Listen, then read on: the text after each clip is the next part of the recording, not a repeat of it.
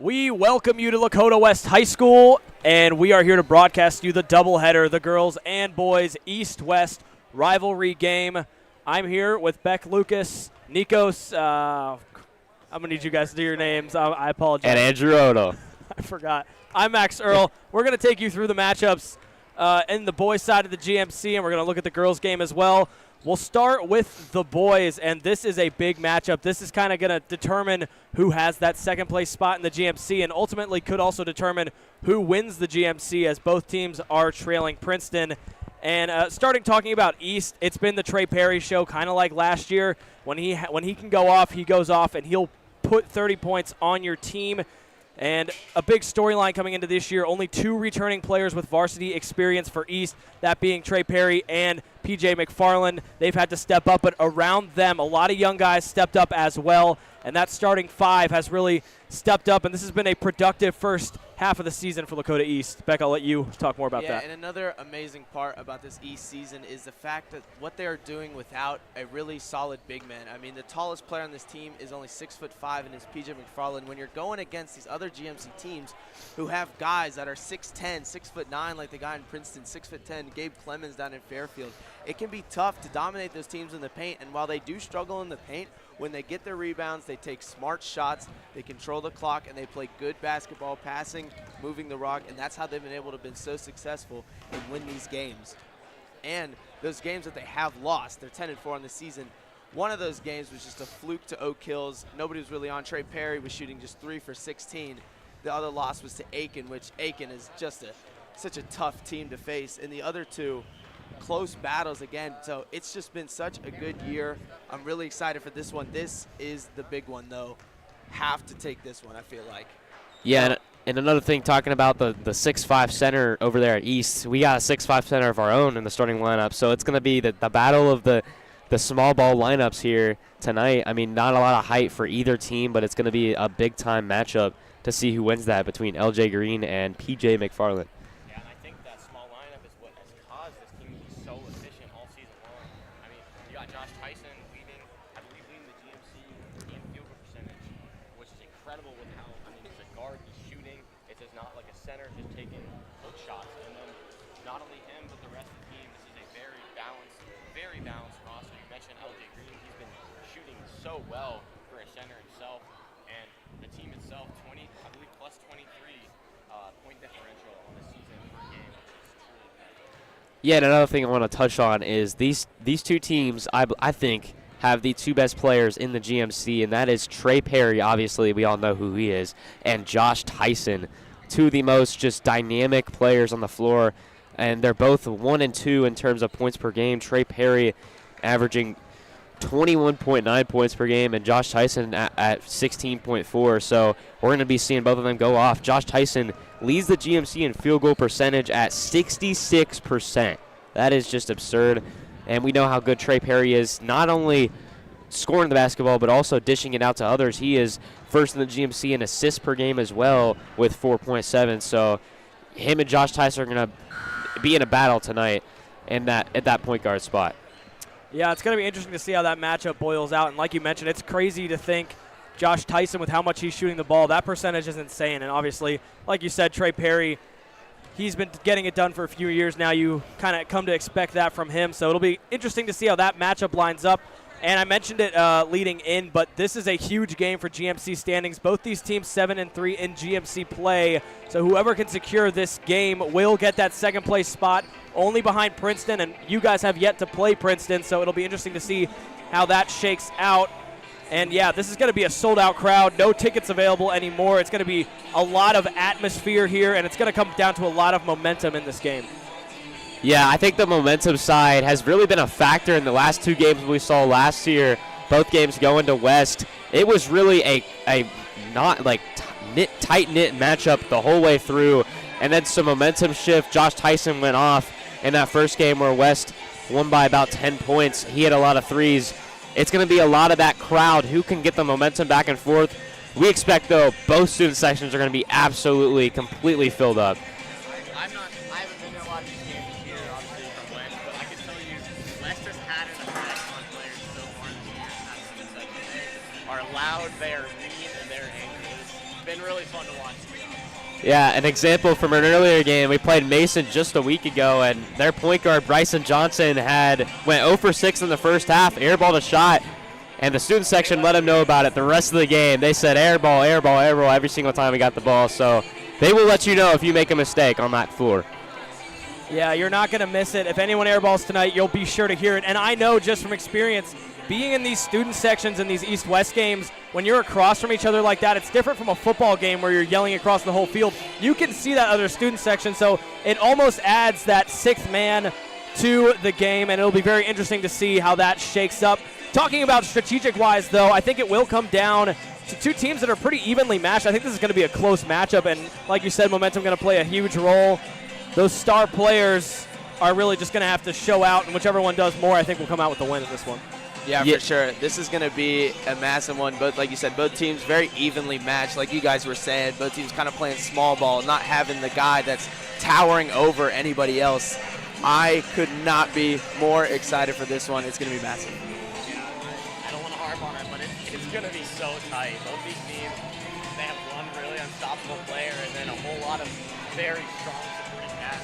I imagine that it's going to, first 3 quarters, you're going to see a very back and forth, a lot of lead changes. And I think that 4th quarter, you're going to see the best team and then the team just below it. And one of those teams is going to explode in that 4th quarter and win pretty handily by 5, maybe 7 points. Yeah, and that's exactly what happened last year. I remember going to that East-West game at Lakota East. It was very evenly matched the whole game, just back and forth all that 4th quarter. But at the very end, West was able to pull away. Exactly. The Bryce Curry dunk, I remember that. Student section at East went dead silent. And these are the type of games where you can form a legacy and become a legend here at one of these two schools. I mean, you beat your rival, you become a legend at that school forever. We see it all the time in rivalry games, but it's even bigger tonight. Whoever's going to make the play that wins this game is going to be, forever known for that moment and that legacy. We saw last year Josh Tyson at home knocking down all those threes, getting his team to win, and then Bryce Curry, what was it, like 5 dunks last year against East, just crazy. So their legacy is already cemented. We'll see if they can continue it tonight, and maybe Trey Perry can get his get back tonight and try to get East to win. Yeah, and with this being the only East-West game of the season, unfortunate for all those fans, but you best believe everyone is going to be here. No one wants to miss this matchup. We'll take you around the GMC now, look around some other games going on tonight, and we'll start with Princeton at Colerain, a pretty easy matchup for us to choose. Colerain has had their struggles this basketball season, so I don't think there's any need for anyone to question that Princeton will come away on top in that one. Yeah, just not much to say about this one. Number 1 team in the GMC playing the number 10 team in the GMC. I think we're all expecting a Princeton win. Yeah, here's Principal Lim, and you want to say hi to the looks like he's gone. Okay, well, moving on, like you said, yeah, Princeton's going to wipe the floor with Colerain. You might say that home field advantage might be a factor in the game, but with Colerain, how they've played this year and how good Princeton's been, I think Princeton wins very, very handily. Yeah, I do agree. I mean, Princeton, they have just a lot of guys that can score the basketball straight up. I don't think it's going to be close. Give me Princeton in a blowout. Next game, we've got Sycamore at Fairfield. Fairfield started off this season hot. It looked like they had a chance to run away with that GMC, and then that streak kind of got stunted. They've lost a few in a row now, but I do think they can get their get back against Sycamore. I think this is a game where they can get right and finally get back on the winning side of the ball. Yeah, Fairfield started the year very hot, and then they started playing the tougher part of their schedule, and they've lost 5 games. And you expect them to not win every big game. They started the year winning those big games against West. Lakota West, one of the teams they actually beat them twice. But, yeah, just Sycamore, a team in the bottom half of the GMC, very on and off. Sometimes they play fantastic, sometimes they don't. Very inconsistent. I see Fairfield taking care of business in this one. Yeah, I think Fairfield, they could definitely put up a fight. Sycamore could put up a fight in this game, especially, like you said, how Fairfield has been playing as of late. But I think in the end, Fairfield will come out on top. This is going to be, like you said, that get-right win for their team heading forward. Yeah, I do agree. I mean, I think Fairfield, they've had kind of a rough stretch, but it's never going to be that easy when you're in conference play, especially in the GMC. I think this is their get-right game, though. I think they win by a lot, and I think they get back on track tonight. Yeah, it'll be interesting to see how that one plays out. Moving on, Hamilton facing off at Mason to play the Comets. I do believe Hamilton comes out on top of this one. Mason has had their struggles in terms of boys basketball. not their strongest sport, and Hamilton has some aggressive players. They have some guys that can get it done. Obviously, Jackson Jordan Pordomo, I think he gets it done there. At Hamilton, I think they come away with the win. Yeah, Mason, just a team kind of like Coleraine, just not matching up really well with any of these teams, struggling to score points and struggling to stop teams from scoring points. Hamilton very well with passing. They take smart shots and they hit them. I just think Hamilton will probably beat Mason by a lot in this one. Yeah, I agree. I do think Hamilton comes out on top. I think with how both teams, you got two bottom feeders playing, I think it's really going to come down to who can play better defense, and I think Hamilton's going to be able to play better defense in that one, so I have Hamilton winning as well. Yeah, I do agree. I think Hamilton's going to pull away with it. I think they've been looking better as of late. They had a close loss to Elder. I think they're on track to at least finish the season better than they started it. I think they'll beat Mason pretty easily tonight. And we move on to the final game before our big prediction, East at West. We've got Middletown playing at Oak Hills, and Oak Hills shut down our East team earlier, holding them to only 5 points in that first quarter. I think they get it done again against Middletown. That Oak Hills defense is electric. I don't know, Max. I think this one is going to be a really good game. If it wasn't for this East-West game, could have been game of the week. Middletown is on an absolute heater right now. I think they've won 9 in a row. Oak Hills, like you said, they have that good defense, and Nate Reap can score on offense, but I don't know. Middletown's playing some really good ball. I mean, they took care of business against us at East, and we are a very special basketball team, and it looked like we were nothing compared to them. I don't know. I'm going to have to go with Middletown in this one. I think Middletown is just playing too good right now. Yeah, Middletown, they have been on a heater. Oak Hills, their defense is incredible. The best in the GMC. It is a scary unit, and I'm really excited to play them. But with Middletown, I mean, they started kind of slow, but they have been on a heater lately. I think 8 wins in a row they've had, and I don't think that changes tonight. Oak Hills kind of been on a losing streak. We talked about momentum earlier. I think Middletown closes them out. Yeah, I really like this Oak Hills team as well. I think their defense gives them the opportunity to compete with anyone, no matter how good they are. But this Middletown offense is just as hot as anyone in the GMC right now. They look like the best team in the GMC right now with how they've been playing as of late. So I don't see that stopping. I think it'll be close, but give me the middies here tonight to bring it home against Oak Hills. And finally, we'll give you our East-West predictions. You might be able to predict what we're going to say. I think with the matchup this close, I'm going to have to go with my home team, the Lakota East Thunderhawks. I think this game's going to be close, though. I don't think I can confidently put money on either team. This is just going to come down to whichever team makes the bigger plays, gets the more momentum from these crowds, which honestly, this is going to be kind of like a home game for both teams. There's definitely going to be both these stands full. It's going to be a fun game to watch, but yeah, I think the Thunderhawks can get it done with the help of Trey Perry and PJ McFarland. Well, if East wants to win, Trey Perry has to show up. Trey Perry has to at least score 30 points, in my opinion, because this has to be a statement game from Trey Perry. This could easily be his last game against Lakota West. He's been playing against them for 4 years.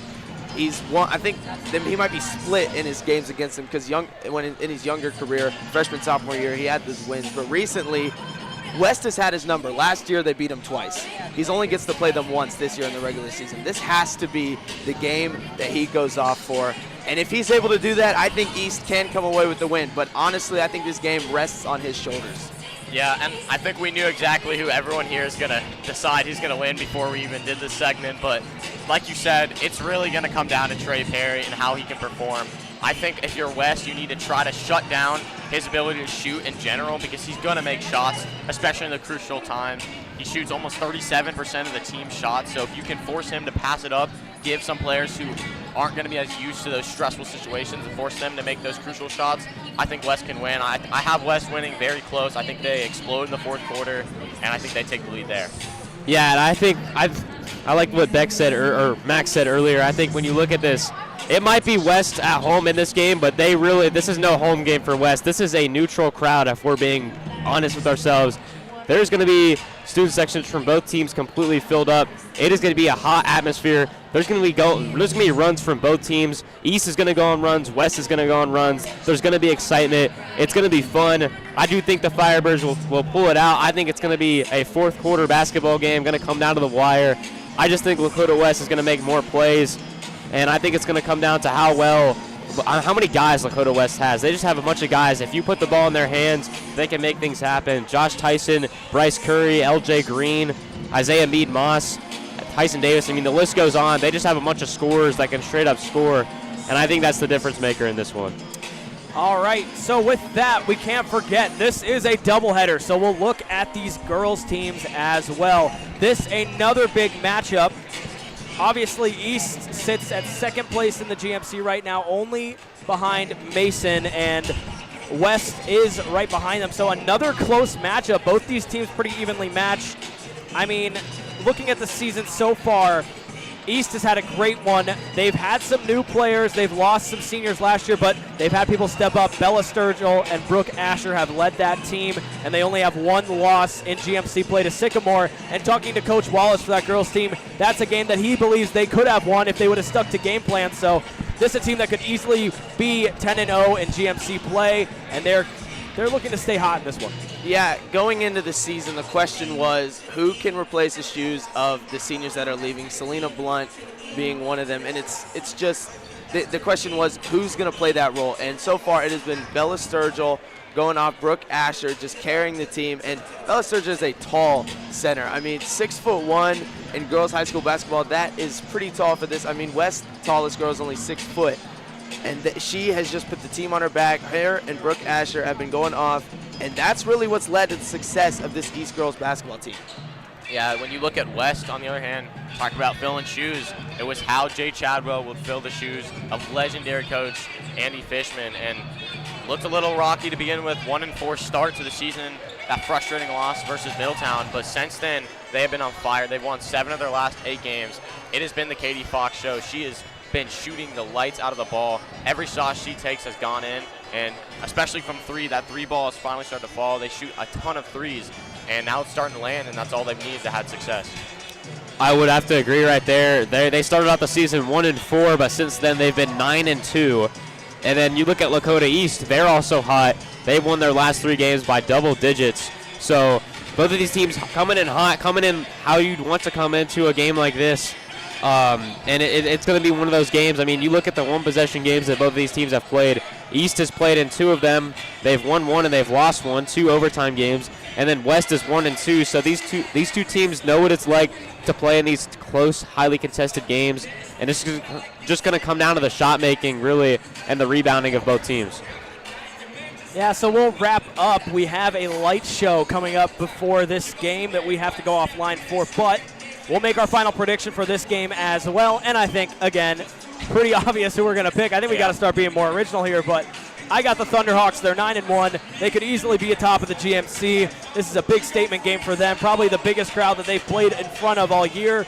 And I think with the support of that East side coming to show up, they will get the win thanks to Bella Sturgill and Brooke Asher. Yeah, I think East girls basketball, they've shown that they can compete with the top teams. I mean, they beat Princeton down in Xavier Basketball Stadium. So they've shown that they can really go out and they can beat the top teams, and they don't have to play with physicality and, I don't want to say skill, but just like, I'm going to say skill. When we talked to Coach Wallace about that East girls game against Princeton, he said, obviously their girls, they have offers from D1 schools all over the place, so it's like obviously they have more of the talent. But East players, they played with their head, and they played smart, and they took good shots, and they really just exposed Princeton's few weaknesses that they had. So I think East can easily take care of this one at West. I'm going to go with the East girls. Of course, I'm going with the West girls. I think the Firebirds take this one. I'm very confident the offense can keep up. As long as the shots fall just a little bit, I think they should be fine. The three-point volume, it's a statistically smart shot to take, and I think it's going to go well for the Firebirds tonight. But like you said, I think it's going to come down to how well they can defend against Bella Sturgill. She is going to be a huge mismatch, and Jada Nielsen's been that one to pick up, because this team's so small, she's been the one to pick up the slack down low and has been guarding those tall players. She did great against Middletown last game. She locked up some very, very tall players, and I think she's going to do a pretty good job here. I think it's going to really just come down to how well she can defend Sturgill and how well she can defend the paint and those taller players. I think she's going to do a good job. Yeah, I'd have to agree. I think Lakota West is going to come out with a win here. I think it just comes down to our best player is better than your best player, and Katie Fox is the best player on the floor in this game. She showed it all season long. She's 3rd in the GMC in points per game with 16.5, and she's also 1st in assists with 4.7. And she dropped 31 against Hamilton, shot 11 of 13 from the field. She's on fire right now, and I wouldn't expect anything less here tonight. I think she goes off. I think West picks up a big-time W.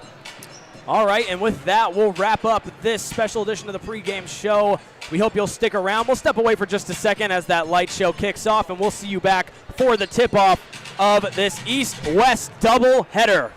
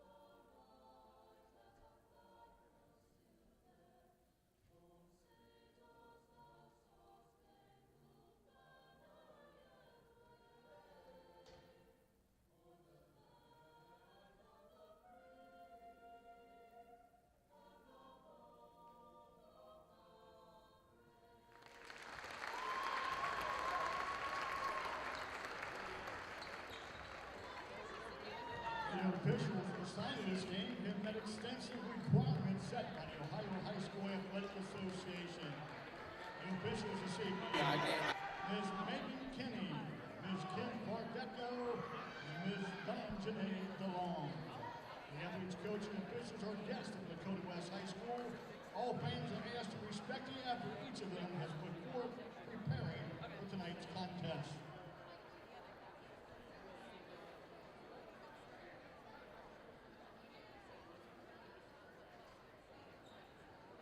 Now let's introduce the visiting Lakota East Thunderhawks starting lineup. Introducing number 10, Allison Johnson. Number 11, Bailey Bacher. Number 21, Brooke Asher. Number 22, Bella Sturgill. And number 23, Parker Straw. Thunderhawks are coached by Dan Wallace.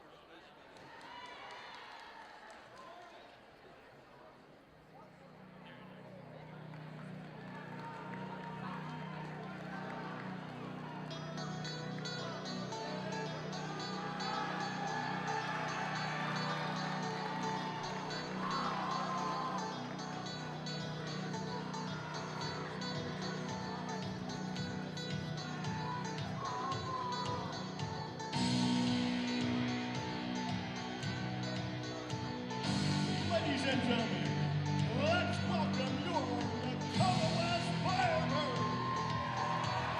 Number 1, Caitlin Barber. Number 3, Jada Nielsen. Number 5, Sydney Williams.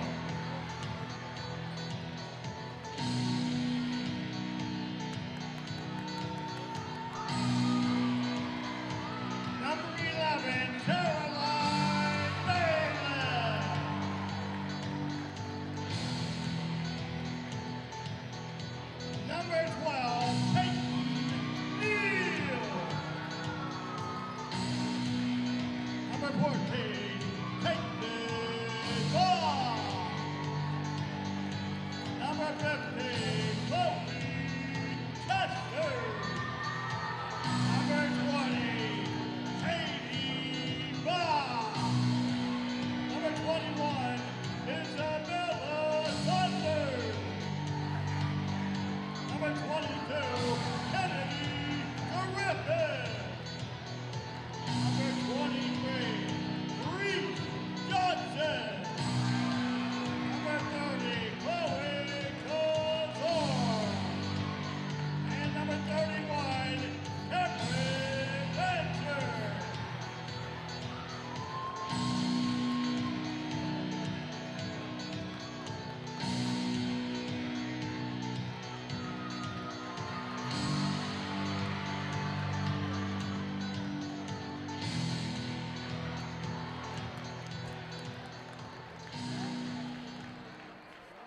Firebirds are coached by Jay Chadwell, Christina Fox, and Jessica Jackson.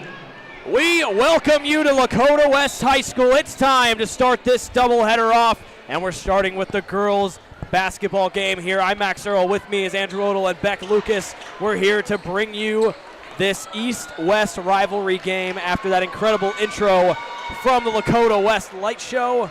It's time for tip-off. Man, can I just say, wow, that was incredible. That was amazing. Just a great light show to start off the night. Looks like we've got free throws, technical free throws maybe. Yeah, technical to start. Brooke Asher at the line. Looking at the matchup, we see Lakota East and Lakota West, 10-5, 10-6. Lakota East is 9-1 in the GMC. Lakota West is 7-3 in the GMC. This is going to be a close matchup, and East starts off with a free point because of a tech. Asher dishes it to Bacher. Straub to Johnson, moving it around the perimeter. Coach Wallace stressed he has a special game plan for this West trap defense, hoping to find something they haven't seen before.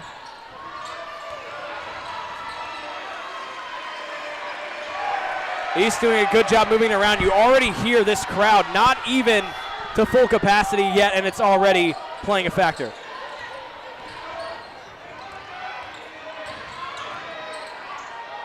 Sturgill, a lot of contact on the floor, and it will be called. Great movement there from Lakota East, just keeping it out of harm's way, except from there. I think it will be West ball, but just that's what these Lakota East teams do, both men and girls. They move the ball well, they pass it, they don't take shots unless it's smart or wide open. Yeah, really nice defense though from West. It was great ball movement, but nice hands from Katie Fox. Bailiff to Fox, and they'll give it back. From three, West can't get it there. It's no good from Sydney Williams. A lot of contact before it went out, but it will be East ball. Nielsen says she didn't do anything. I don't know about that. Looked like a push to me, but we'll be okay with it. Bacher will take it up for East.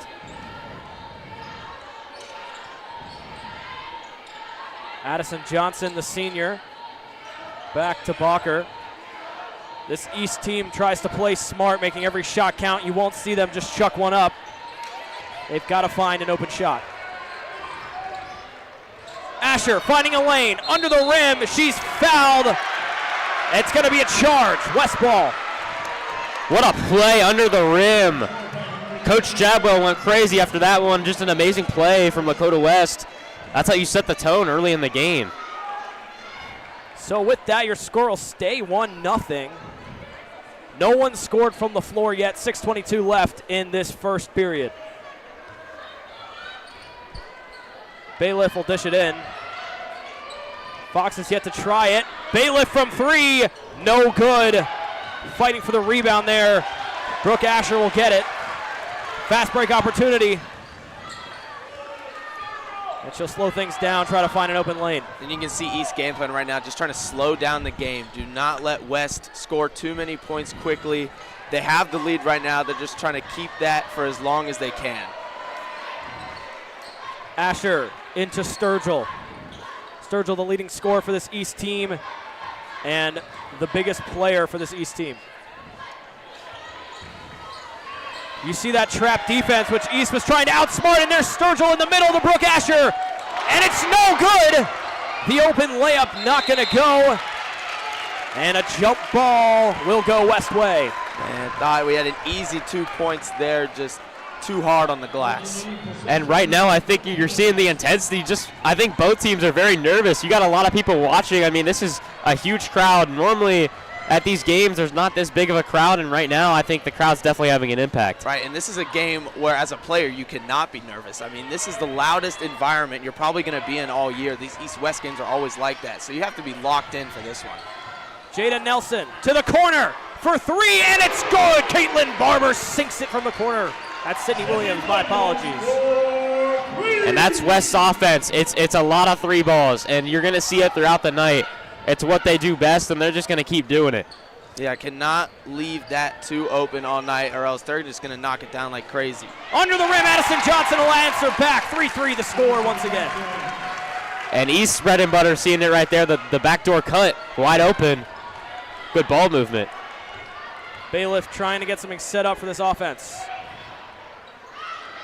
Taking it from mid-range, no good there, and East is on it for the rebound. Addison Johnson will take it up the court.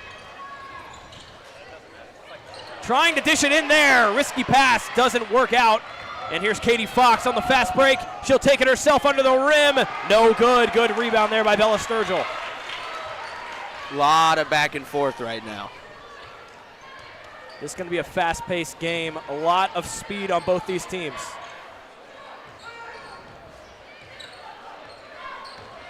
Seeing that zone from West. As from three is Balker, it's not going to go. Sturgill's under the rim. She gets fouled going up. And for the first time tonight, we'll see shots from the free throw line not caused by a technical foul. An excellent job from Bella Sturgill, getting physical under the rim, getting that rebound, and then putting it up, knowing she could probably draw a foul in that situation. Going to get a shot at 2 points now. First one from Sturgill, up and no good. Sturgill's a good 78% from the free throw line. Maybe the nerves of this giant crowd getting to her a little bit. That's exactly, you took the words right out of my mouth. The crowd is loud tonight. They're making it tough on you. And she silences it right there. 1 for 2 on those free throws.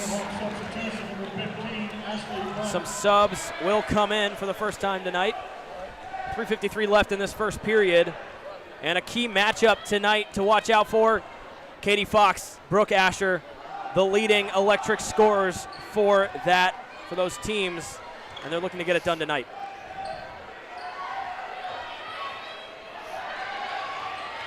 Here is Katie Fox. She'll dish it over to Bailiff. See this East crowd getting into it here. Good ball movement from both sides so far. No crazy chuck-up shots yet. I think West is trying to get an open three. East is playing really well on the perimeter right now. Now you're seeing West try to find something open. This East defense is consistent, and there it forces the turnover. And you see what I said about it's never really a home game in these type of games. I mean, if that was a home game, you wouldn't have seen anyone react, but there it is, the East crowd getting loud after West commits a turnover. It's not really a home crowd advantage right now. It's about even. Ashley Butts will dish it in to Brooke Asher, who will take it up. East taking their time here. 4-3 the score early, and it has been back and forth. It's really been defenses that have stepped up, not allowing any open shots.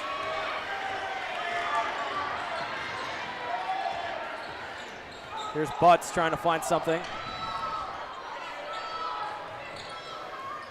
East trying to break this zone defense there. Katie Fox able to break up that pass. East able to jump back on it. West playing very aggressive right now, not letting East even get an inch of space. Getting a hand on it there is Reese Johnson. It'll still be East ball. West does a great job of jumping in front of those errant passes. You cannot afford to let them lob around like that.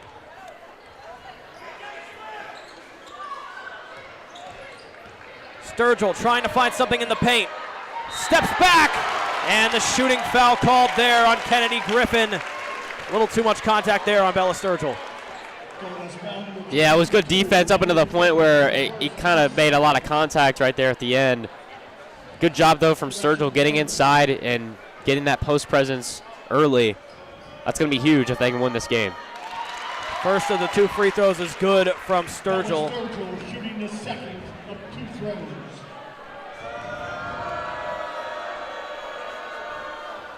Second one up and good as well. She's back to that 75% that she has on the season for free throws. West now will try to answer back. They're down by 3.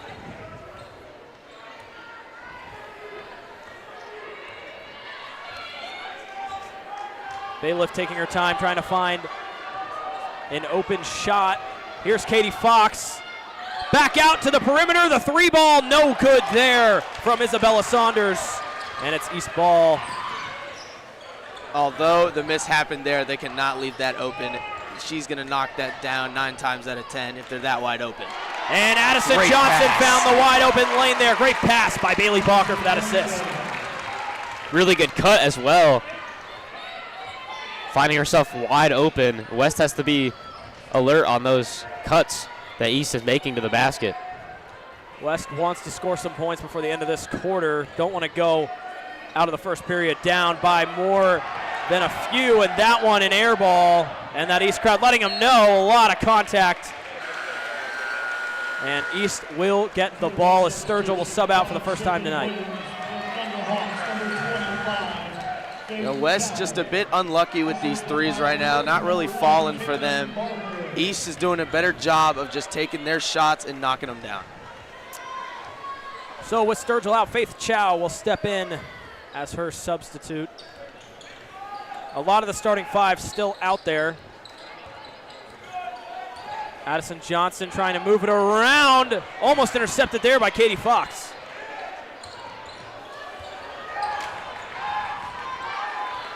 Asher communicating, moving things around. East doing a good job of finding the open shot. Asher from deep. It's not going to go for her, and Katie Fox is there for the rebound.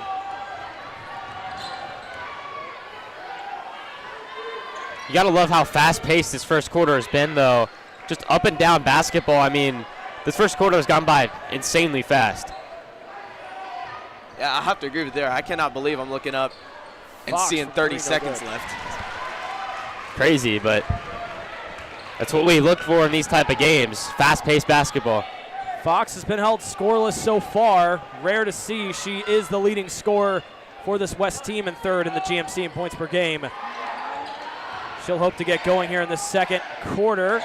Faith Chow into the basket to Addison Johnson, and she is fouled going up. She'll get 2 shots with 3 seconds left in the first period. And these shooting fouls are massive in this game. The way both of these defenses are playing, they're suffocating right now. So being able to draw fouls and hit your free throws is huge.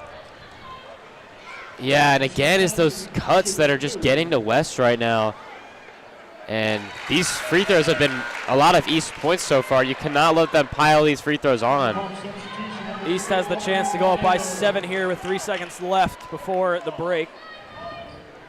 Yeah, this West defense was created to try and generate quick turnovers, but if you're able to find the weaknesses in the holes, you can feed the ball in there and get free layups like we're seeing and draw fouls. Good tip there by Brooke Asher. A second left on that clock. Looks like East might get, or sorry, West will have a tall task if they want to even chuck one up for the buzzer beater.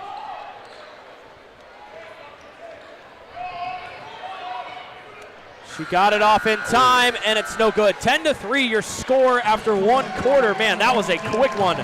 We'll step away for just a second.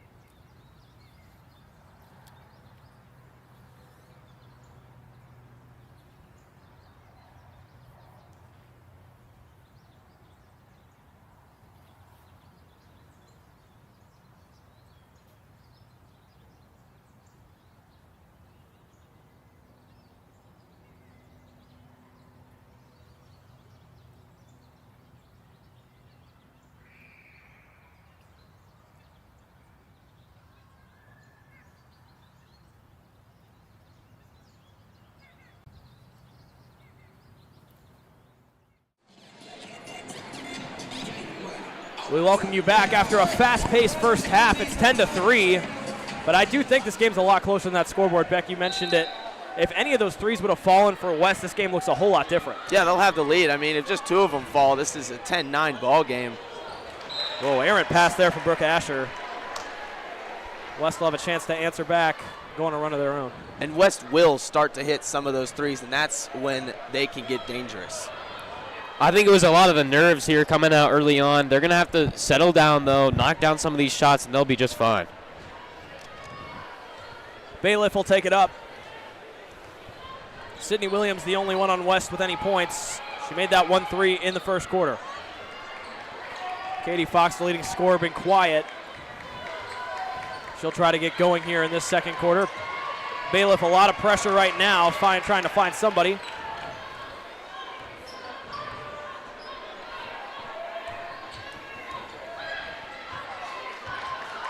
West doing a good job of being patient, not forcing any passes. Really, the only reason they're down is because of those missed threes. In the paint, no good there from Nielsen. East will try to answer back with the fast break. Addison Johnson back to Sturgill. Sturgill gets it. Sturgill's been good so far. Yeah, and I think it's her paint presence right now is coming off of her height. She just is taller than some of these West players, and these layups are just becoming easy for East right now. West just doesn't have that same type of interior offense that East does. Yeah, it just seems like she's getting every rebound. Straub no good from the corner. West on a bit of a dry spell here. They haven't scored in a while. They'll really want some points as Bailiff lets one fly. It rolls in and out. No good there from 3. And a lot of these threes are so close to falling, just in and out of the basket on that one. Yeah, and that's really Lakota West. Their name of the game is if they make a lot of shots, they make a lot of shots. They usually win. If they miss a lot of shots, usually don't look too good. Tip pass there. It'll stay East ball. Coach Wallace got to be happy with what this girls' team been doing so far. He stresses smart shots, and when you get a chance, you have to make them, and East has done that so far. And they've been sticking to that game plan. It's been working against this West defense. And I will say the crowd getting a little quiet on both sides after coming out of the first quarter. Sure, soon we'll see them get back into it, though. Straub to Asher. Sturgill still trying to find something in the paint, and Asher on the good cut there will get 2. And that will draw a timeout from Lakota West sideline. We'll step away while they talk it over.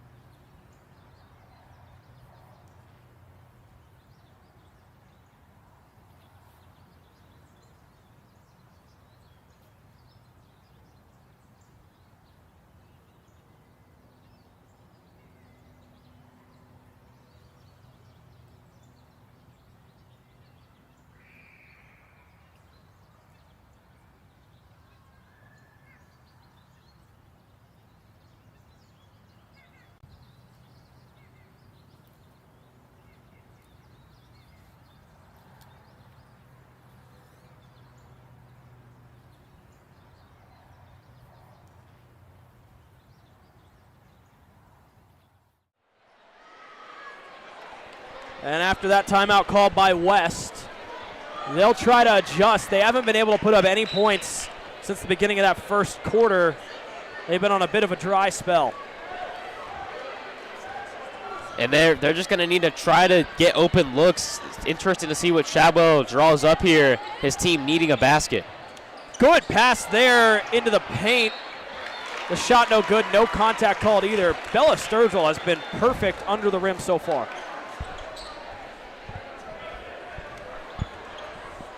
That right there was just not the look that you really want. I mean, it got the look, but just not the shot right there. And it just was way too high. And we see that press defense from West. Wallace trying to adjust for it, and it causes that errant pass. West ball. It's a couple of errant passes that we've seen. One from West, one from East. Both these defenses coming out of the timeout have been ready. Bailiff will dish it into Barber here. They just haven't been able to find that open look that they want. And when they have had it, they've just unfortunately missed those opportunities from three. Need to get something going here, though. Cannot afford to go into halftime down big in this game. Nielsen dishes it to Fox. Katie Fox, the leading scorer, been quiet so far. East has done a good job locking down Catherine Fox. Yeah, they're just not letting her get open. See, I having to take the pass there. Three ball from Sydney Williams, no good. She's their only scorer so far, and she can't get that one to go either. And there are the chants. You know you're going to hear them if that happens in a game. As wow. A lot of contact there on Bella Sturgill in the paint. And she goes back to the line once again. She's been there twice already. So far, all of the calls have gone East's way, and I think that is a big reason they're up by so much right now. Yeah, a lot of free throws from East. We haven't seen many from West, but I think you could make the excuse if you're West, but at the same time, East has just gotten a much more penetration in the paint. West has not been able to get anything going in the paint, so if you want to have any chance of getting any free throws, you're going to want to get the ball in the paint if you're West. Some subs coming in here for West. They'll try to get a new look out there, put up some points. They don't want to go into halftime by down more than 10. As the second shot from Sturgill is good, 16-3 now the score. Fox hurrying up the court. She'll take it herself, and she'll get her first points of the night finally. Some points for West. It's 16-5. They're down by 11. And she will have to turn up if she wants to get West back into this game. She's their star player. She has to start scoring buckets for them. Brooke Asher sees no reason to hurry up, taking her time. This season has been the Asher Sturgill show for Lakota East. Brooke Asher can get it done from beyond the rim, from beyond the arc, and Bella Sturgill will get it done under the rim. As you see right there, the open look, can't leave Sturgill alone like that under the basket. And this defense for West needs to pick up Sturgill more in the paint. They're just leaving her wide open sometimes. You cannot do that against a team this talented in the paint. Here's Katie Fox. Good move there.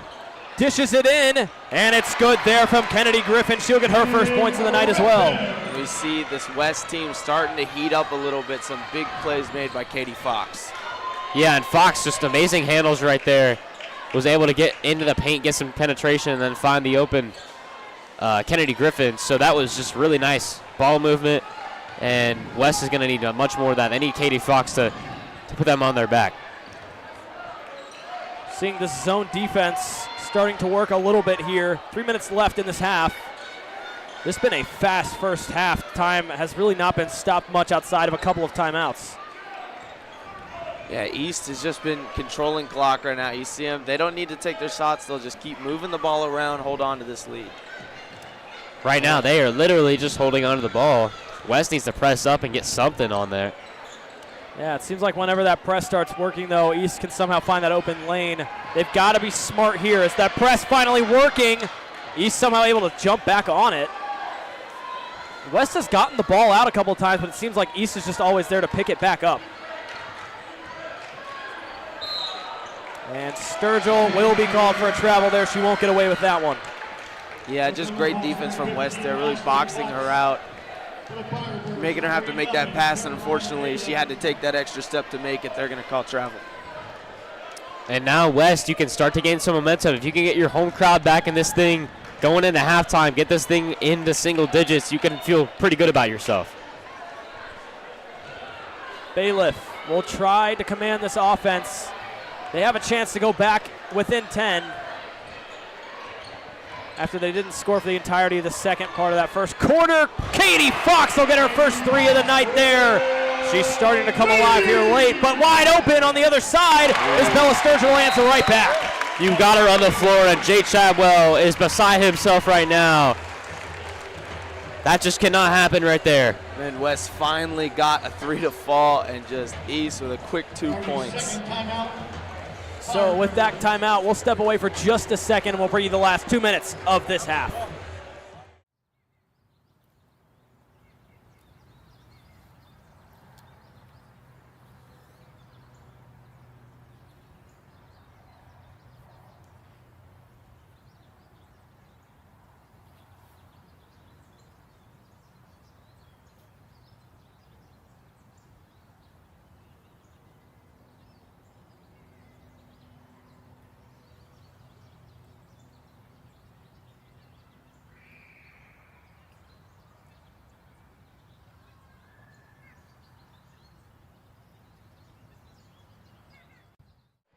All right, let's go. We welcome you back. 1:52 left in this first half. It was the Lakota East offense show until about halfway through this second quarter. Lakota West finally able to get some momentum, and they start with the ball here with 1:47 left. Williams to Katie Fox. She gets another one. She's starting to come alive here. You cannot let her get hot if you're that East defense. That's what I said. If she wants West to start making a comeback, it has to start with her, and she has made some big plays. East will try to answer back. It's down to a 7-point game after they were up by 12 earlier. The 3 from Parker Straub is good though as well. And buckets from both sides coming right now. Bailiff will try from mid-range, off the front of the rim, no good. Asher in transition, she'll take it herself. She's fouled on the way up, and she'll get 2 shots. West is being a little bit too physical right now. I mean, they are fouling East a bunch. East has gotten many trips to the line in this first half. Brooke Asher versus Katie Fox. It was a big talking point in this game. Katie Fox obviously averaging the third most points per game in the GMC. Brooke Asher down at 8th, but she still is a key factor for this East offense alongside Bella Sturgill, and both of them are now getting hot in this second quarter. Brooke Asher shoots the second of 2 throws. Brooke Asher 92% from the free throw line, so she's pretty much automatic from there. And she'll get both.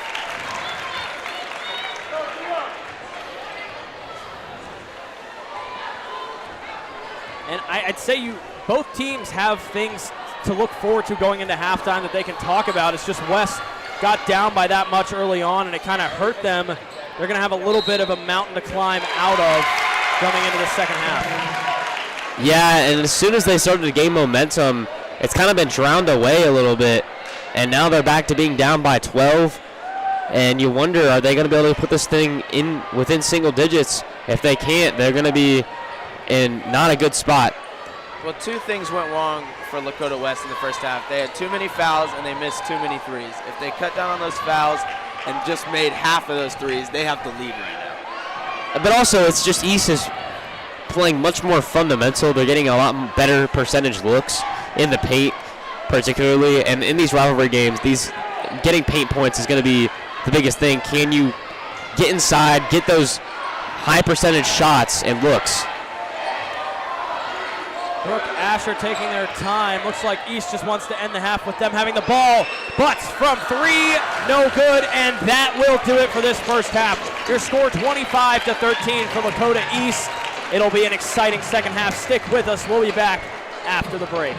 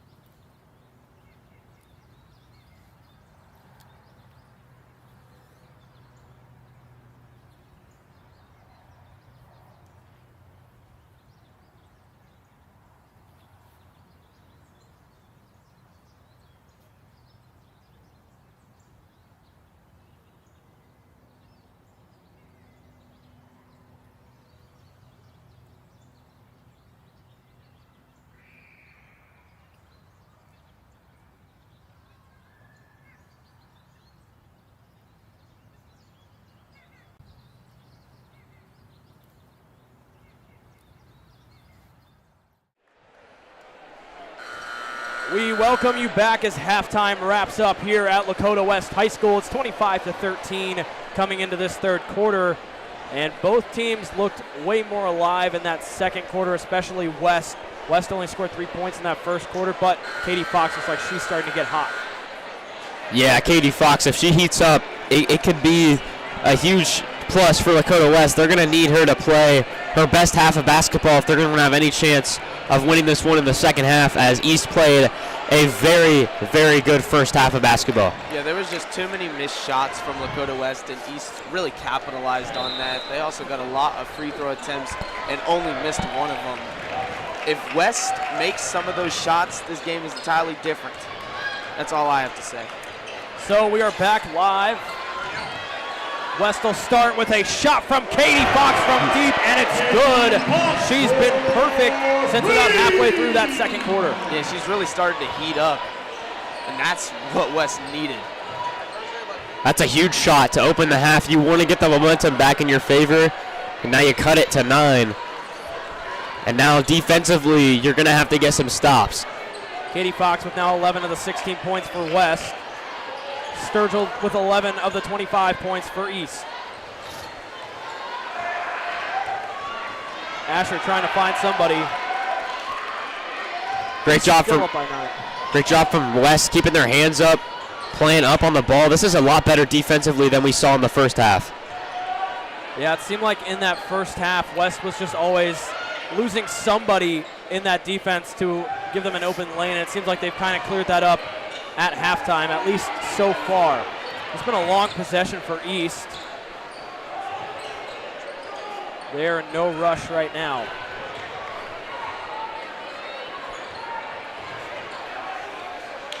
Straub to Sturgill. Sturgill trying to box out, and there's the travel. One too many steps there from Bella Sturgill. It's the second time she'll be called for a travel. West playing such good defense. She was just trying to generate her own shot. Great defense there from Lakota West. And I think East right now, their game plan is to just draw out as long as you can on these possessions. And for West, they're trying to get shots as soon as they can. So it's two different games right now for both of these teams. Yeah, and you got to wonder, is it smart for East? Fox from 3, that one an air ball. It's not going to go. East has a chance to answer back now. Bacher had the open lane, slows down, back to Johnson. Johnson puts it up, and there's the first point for East of the second half. You see them score quickly, but before that, you had to wonder, was it smart for Lakota East to go off the gas pedal and slow down? I mean, is your lead really that big? And like you were saying, two different games, West trying to score as quickly as they can, as you see from there. 3 ball from Sydney Williams is good. From beyond the arc, West is looking pretty good to start the second half. That is a great start. And I know Katie Fox airballed that last shot, but it's nice to see them going up. You just want to get some of these shots to go up. No matter if you make them or not, you have to get some of these shots to go. That time, Sturgill was just left wide open at about the free throw line. She'll take those 2 points. It's a 10-point game. West still has a hole to climb out of after they got down by all those points in that first quarter. And I think East really has to stay on the gas pedal and keep scoring points, because you saw it just there. West can score quickly with these threes. They are not afraid to throw up triples. Moving it around, Bailiff. West looks to be more organized here in the second half.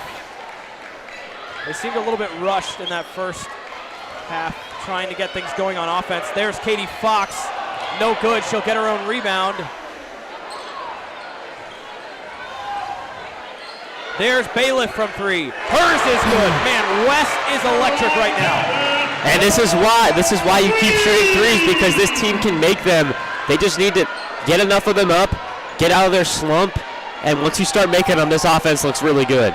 Just a few more of those, and this game could be tied and looking completely different. And that one, no good from East. Ball all over the place. Bailiff to Fox. West will end up with it. Williams from 3. It's good, man. West is perfect right now. Coach Wallace will take an East timeout. We'll step away for a minute. Man, West is hot.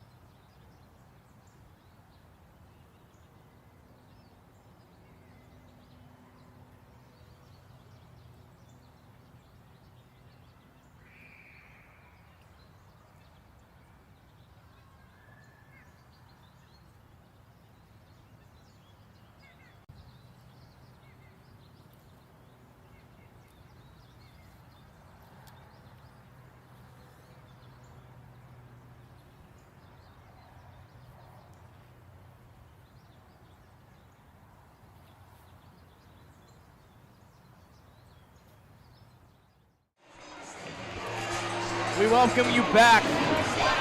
The third quarter, it's 4 minutes left, and West has sunk almost 5 threes in a row. They only missed 1 so far in the second half, and they have been electric coming out of halftime. Indeed, and they're going to need to continue that if they want to come back and win this. I mean, it felt like East just dominated that first half, but you look up at the score, it says it's a 4-point game right now, so anything can happen here. And you already know West is going to try to make something happen. And there again, another turnover. West has a chance to draw it even closer. Katie Fox dishes it back out. West able to jump on that errant pass. They've just looked so much more organized on offense since coming out of the locker room, and it seems like everything they've been doing has been working. And now that they've cut this lead down, they can slow it down a little bit. They've been throwing up threes all day, and they've been hitting them, but at some point... Fox steps back. That one no good. A rare miss from 3, but she gets her own rebound into the paint. There's a foul called, and finally West will get a chance at the free throw line.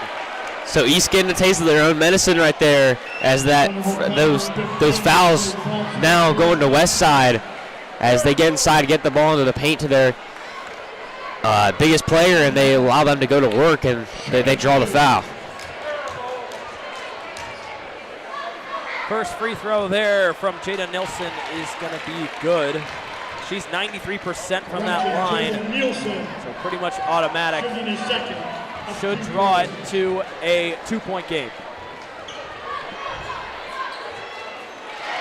Both free throws good.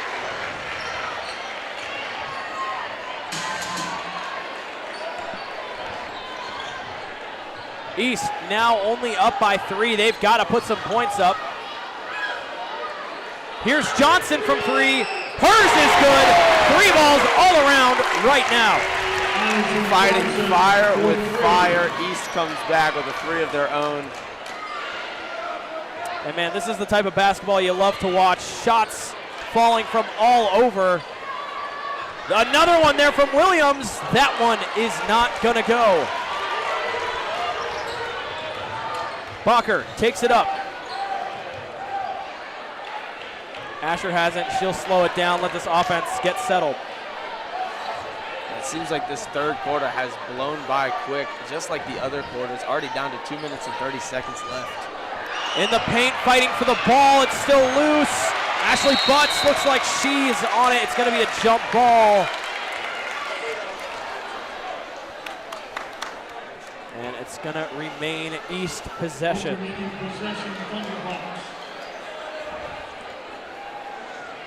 So East here going to try to get an open lay-in. They're going to look to penetrate this defense again. What will West respond with? Here's Asher from the corner. She's got it. 35-26, the lead back up to 9. West got to put some more points up if they want to come back. And both sides just cannot miss from 3 right now. What a pass. What a pass there. Bailiff's 3-point shot, no good though. Brooke Asher there for the rebound. Asher and Sturgill lead that East team in points and rebounds. They get it done on the floor. Sturgill fighting off contact, puts it up, it's in and it's out. No good from East.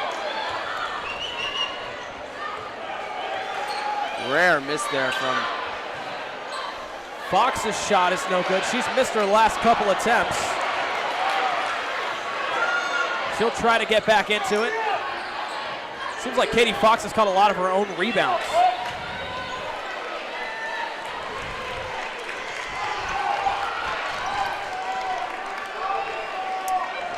Barber slowing it down, trying to get something open. They want an easy 3 to dip into this 9-point lead. Fox here, got to get something open. East is doing a really good job. West is just trying to find threes. Williams from the corner, no good. Asher gets another rebound to the tally. Man, this has been some fast-paced basketball. It's going to come down to conditioning here towards the end of this game as well. Which team can stay on the gas pedal longer? Fox to Bailiff in the paint. Bailiff makes one miss, but the shot is no good. Just tough right there. Really just gone dry. They started so hot, and now they can't even buy a bucket. Yeah, both these teams have not really made too much in this last minute. 13 seconds left in this third quarter. It's going to come down to this fourth quarter. Who can apply more pressure? Obviously, West has that 9-point deficit to crawl out of. The shot up, and it's good from Ashley Butts.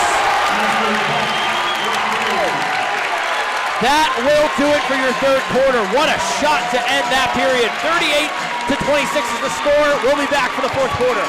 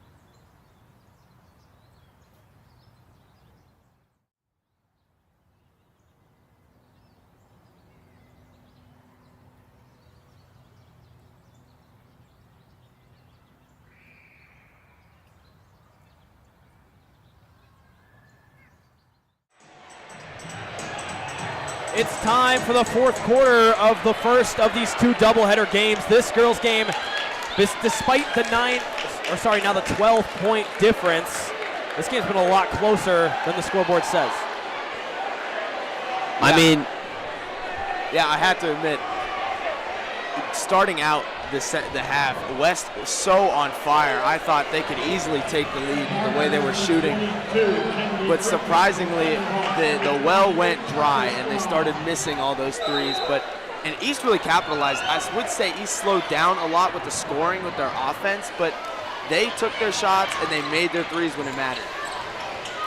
This crowd starting to fill up. A sold-out crowd here at Lakota West High School, and the first shot from the fourth quarter is good from Caitlin Bailiff.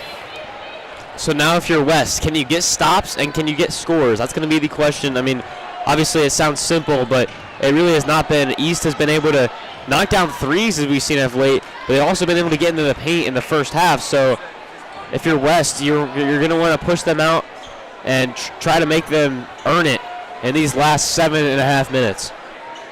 Moving it around the perimeter, East in no hurry. They're up by 10. Asher lost control of it there, but it's picked up, put up. The shot from Parker Straub, not gonna fall. Jump ball will go West way.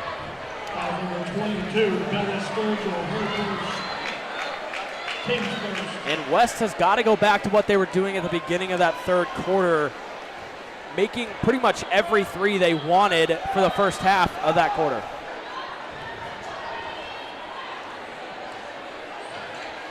Fox to Bailiff. Bailiff will put it up. It's an air ball. It's no good there. The crowd letting her hear it.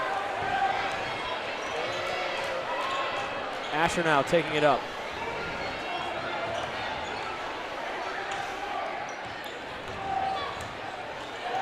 And if you're West, you're going to want to get up in their face. You cannot just let them bleed this clock out, as East is obviously trying to do that here. Johnson dishes it back out. Yeah, I think that is definitely East's game plan right now. Just slow everything down, take as much time as you can. Cannot make costly turnovers like that. And on the fast break here, it is good there from Kennedy Griffin. She takes advantage of the errant pass. 8-point game now with 6 minutes left. We'll stick with you through this timeout.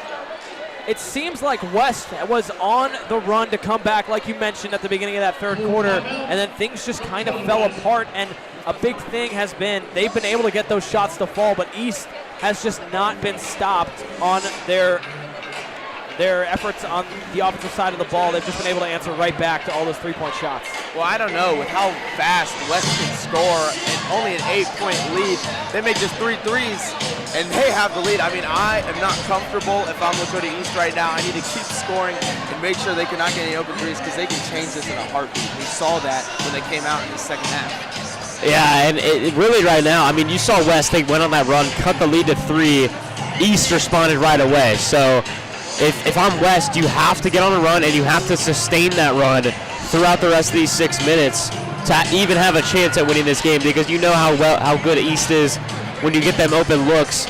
It's going to be tough. West is going to have to make some stops, create some turnovers, and have a little bit of luck on their side if they're going to want to win this one. And a big talking point was that player matchup, Katie Fox, Brooke Asher, and we've seen it tonight. Brooke Asher has been able to produce, especially rebounding. She's got at least 3 rebounds, especially in the second half, and Katie Fox got hot there at the beginning of that third quarter and was sinking threes left and right.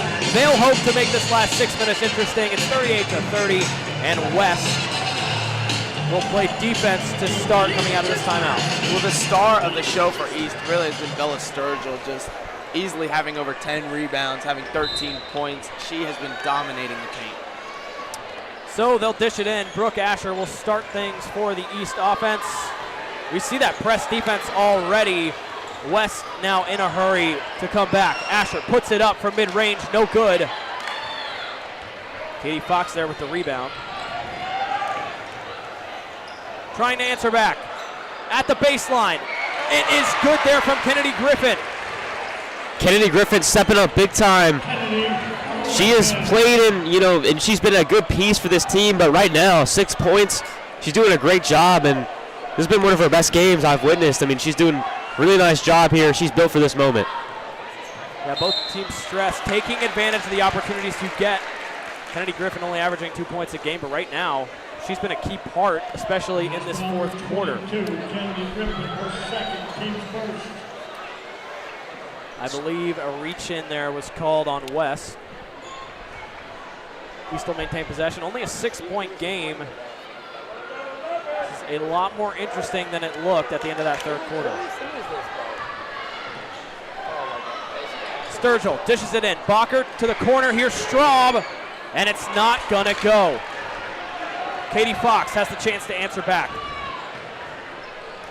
Hasn't taken a shot since she missed those couple threes. She'll command this offense. Kennedy Griffin, a good screen there. She'll get it in the paint, and she continues to stay hot, but it is a travel. So those points will not go, and East dodges a bullet there. Oh, man. What a moment that would have been for Kennedy Griffin, who has led this comeback. Would have been able to get the and one, but just traveled. Man, that's a tough one. She's going to be thinking about that one for a while, but you got to respond here. You still have 5 minutes to go. It's only a 6-point game. You still have a lot of time left to make up some ground if you're West. Yeah, the only thing West has to be careful for, as you have to be more aggressive as time starts running out, you do not want to let East get in that bonus, as that would pretty much end it. They've been great from the free throw line. And East right there almost got a 10-second. Oh, no, I don't know about that call right there. That one goes East way. Asher will get 2 shots. That West crowd not too happy. Looked like a clean block to me, but the refs thought otherwise. Exactly what you don't want if you're West. That first free throw good from Brooke Asher. She's over 90% from that line.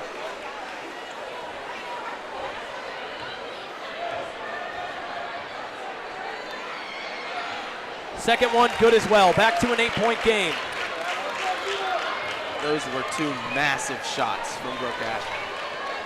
I mean, talk about clutch free throws. There's one thing to get fouled and the other thing to make free throws, especially clutch ones in a game like this, and those were some huge ones. As there's an offensive foul. And unfortunate there. I believe it was on Kennedy Griffin once again. And those mistakes will deflate you in a game like this, but you've got to be able to respond here. Still time. Still an 8-point game, 4:36 remaining. Bacher will take it up. She's triple teamed. A lot of contact and a timeout called by Coach Wallace. We'll step away before this last 4 minutes and 30 seconds of the first game of this doubleheader.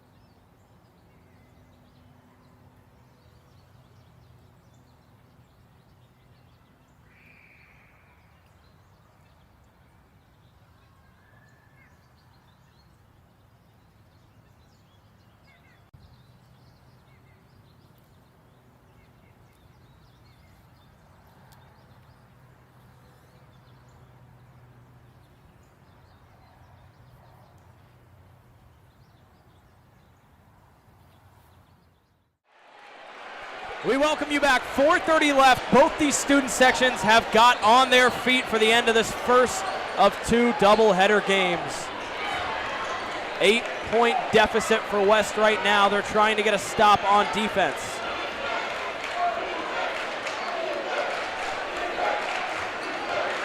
Fans getting loud for West. That's what you like to see. That one goes off the knee of Sydney Williams, so East maintains possession.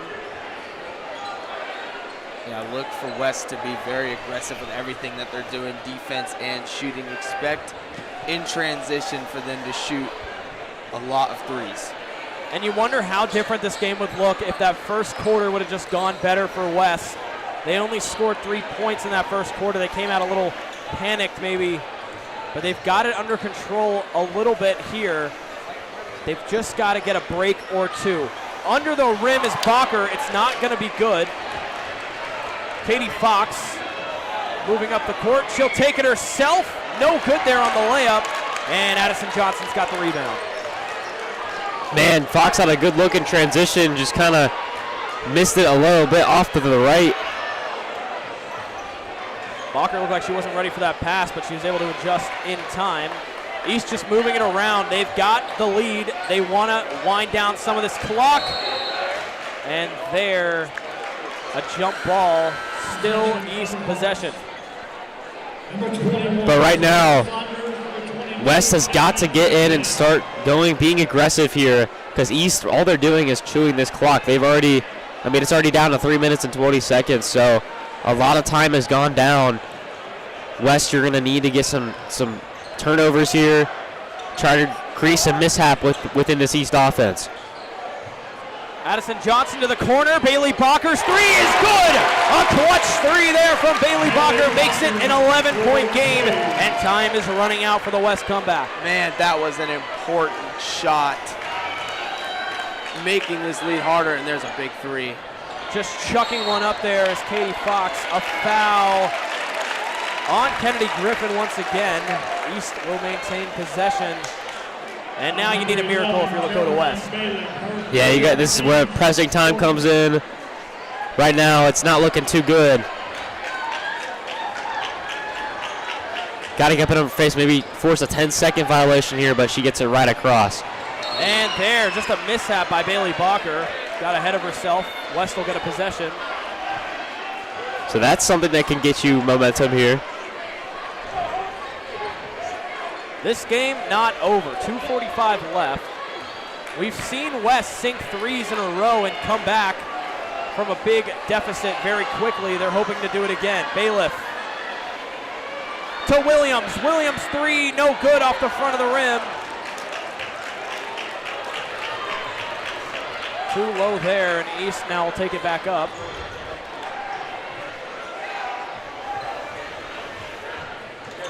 East doing a great job of just working it around, wasting clock, and not letting this pressure from the West defense get to them.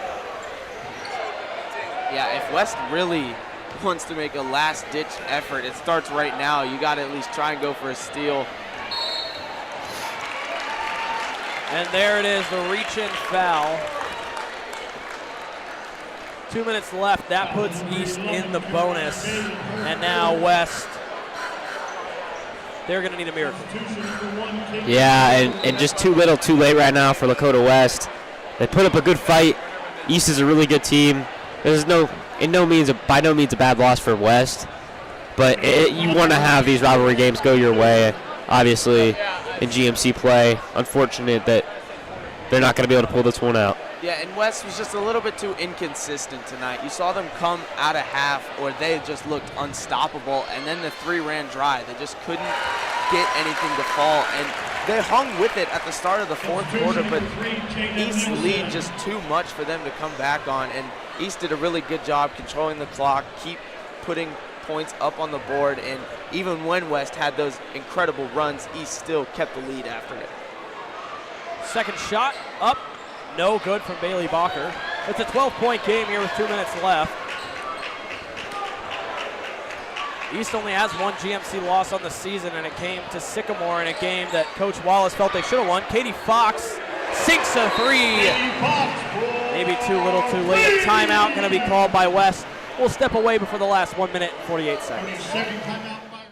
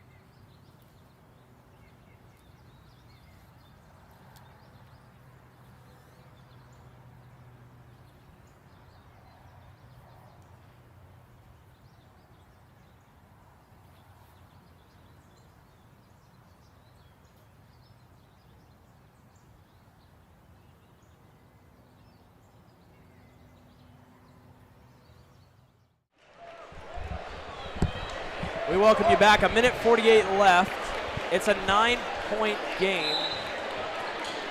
West looked like they might have been able to come back for a second, but now it looks like it might be too little too late. They'll try some desperation attempts. And East does a good job avoiding those. And there's the bucket that could seal the game. I think that one will just put the final nail in the coffin. Katie Fox to Bailiff. Bailiff's shot is good. All of a sudden, these 3 balls are falling. And that's the thing with this offense. These 3s, you start to pile them on, you start to get some turnovers, crazy things can happen. Errant pass there. Shot from Fox. No good. An air ball there. East lost possession there. And it's going to be West ball.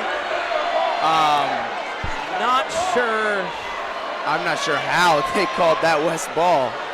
I mean, maybe. They're discussing. Looks like they're going to probably overturn this. They're discussing it right now. It looked like there was contact from both sides. They were fighting for the ball, and it just went out. Man, West is putting up a heck of a fight to just give themselves a last breath of life, but they will overturn it. East ball. So now if you're West, you got to get a press going here. You got some steals. You can do this if you put in some effort, try to get some steals here. East has struggled getting these across half court. And there's going to be a foul. There's the foul there on Katie Fox. Too much physical play there. East in the bonus still gets sent to the line. Man, this has been a physical game, a testament to both teams' conditioning. They've had to play lights out all 4 quarters. So now free throws for East. Can you knock them down? That's the question. Brooke Asher has been perfect from the line tonight. And she continues that streak there. East back up by 9.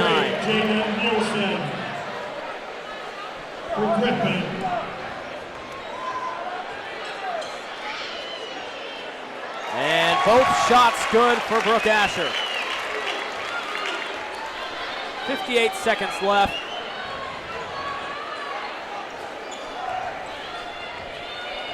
West still moving it around.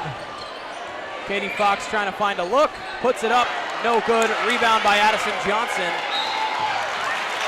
And another foul there on Katie Fox.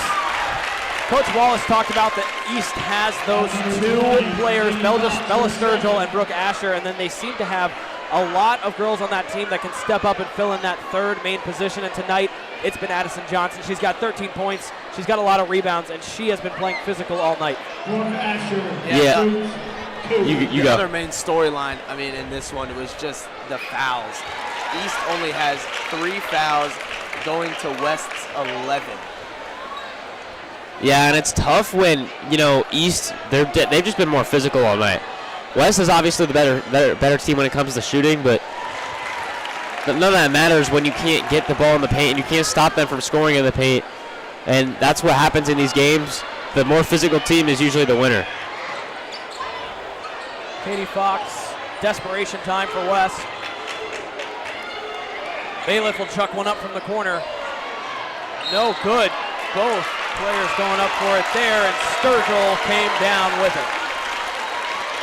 And what a great win this is for the Lakota East girls basketball season.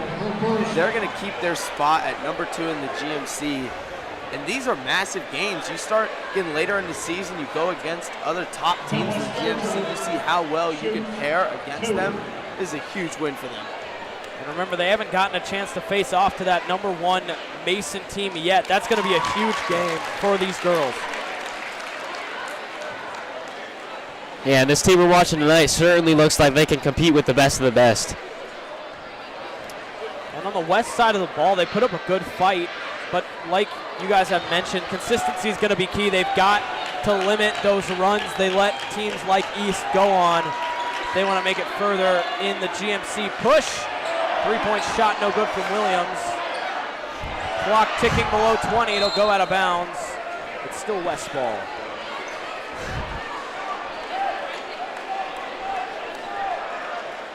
Right there, unfortunate for Caitlin Barber, tried to go back up with the lay-in, but now if you're West, just looking to get some stat padding here as this game will end. Tough loss for the Firebirds, but a great win for East. Left. Shot chucked up, no good. Rebound by West.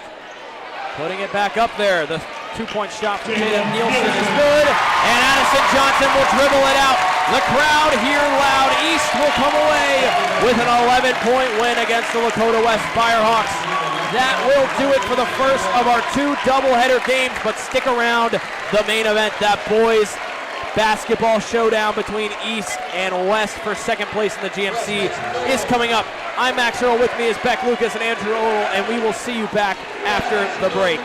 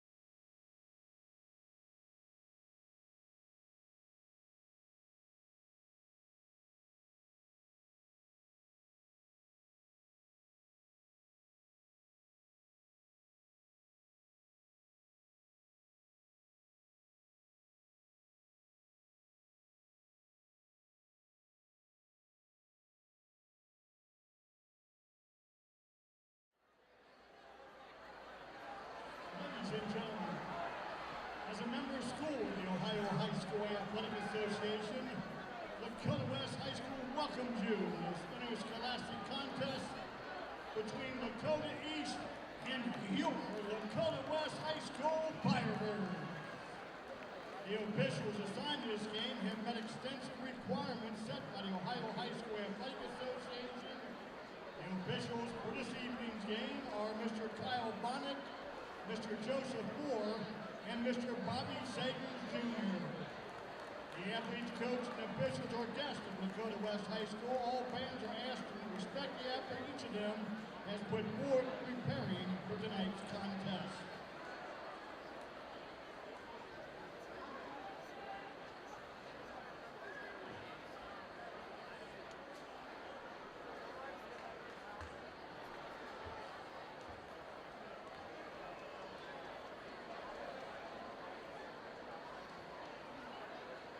Now let's introduce the visiting Thunderhawks.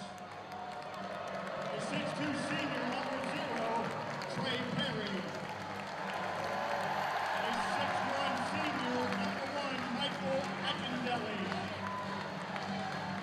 A 6' junior, number 3, Ashton Washburn. A 6' freshman, number 22, Brady Bowman. 6'5" junior, number 34, P.J. McFarland. Thunderhawks are coached by Clint Atkins.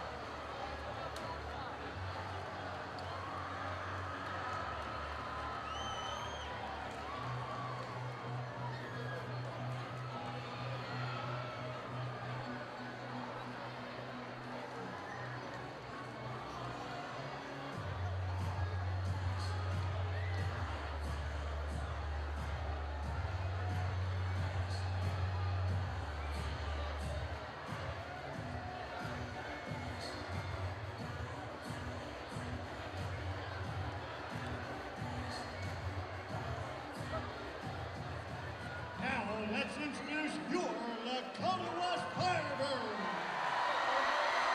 Number 0, Bryce Curry. Number 2, Joshua Tyson. Number 3, Tyson Davis.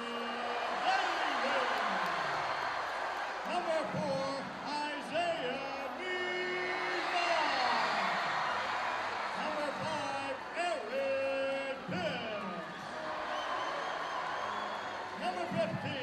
Dominic Harrison. Number 12, Maxwell Asben. Number 13, Elliot Yadukovic. Number 22, Elijah Dunn. Number 23, L.J.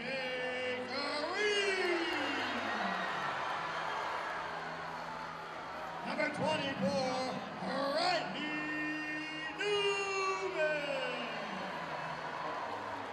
Number 25, Griffin Long. And number 30, Jordan Aubrey.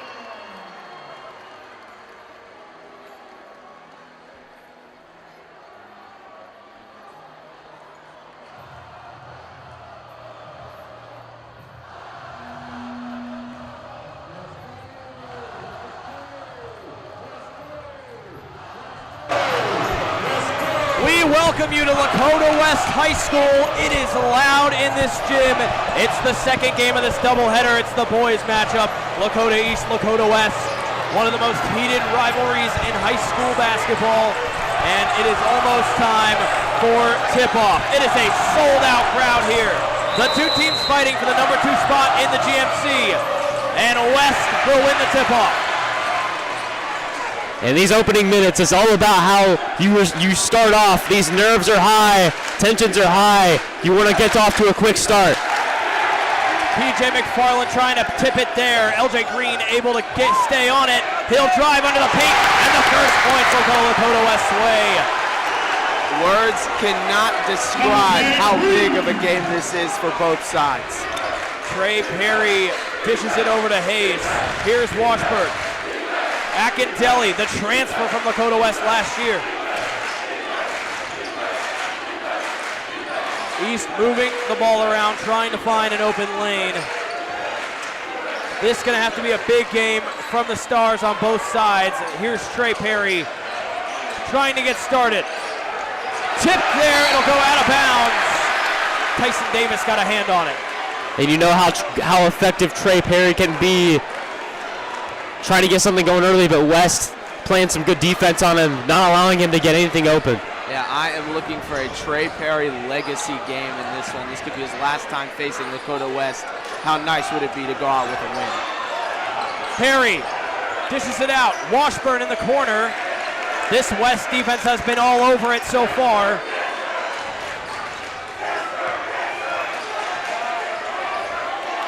Under the basket, Akindelli, he'll get his first points here in his revenge game against his old school. What a start for Akindelli. That's what you want to see from him if you're East. Akindelli, the transfer from West, joining the team this year. He'll get the first points for Lakota East. Bryce Curry, nice move there on Trey Perry. Under the rim, here's LJ Green to the corner. The three from Meads Moss, no good. Ball still loose in the corner. East able to jump on it. Here comes Trey Perry down the court. Great rebound from Brady Bowman. Washburn on the perimeter trying to find somebody open. Akindelli back to the top of the key. And there you see it on Trey Perry is Josh Tyson. Not going to be the matchup to watch. Perry double teamed to the top of the key, gets it out. Really good defense here early on for Lakota West. Perry from deep, no good. Rebound by LJ Green. West will try to answer. Trey Perry trying to get going early. They need him to be hot in this game. Here's Bryson Curry. What a matchup this is. Bryce Curry on Trey Perry. LJ Green dishes it in, and the bunk is missed by Tyson. He had the height, couldn't get the ball to fall. Perry answers back with a bucket of his own. A huge play for momentum in a game where it's so important to get the crowd going. Coach cannot be happy with that one. He had an easy 2 points, but decided to get a little flashy in and out, and Trey Perry makes it hurt a little bit more. From the corner, the three is good from Tyson Davis. Back and forth game so far, exactly what we expected coming into it. What a shot. The momentum was all gone after Tyson missed the dunk, but Tyson Davis gets right back at it. Akindelli dishes it back out to Bowman.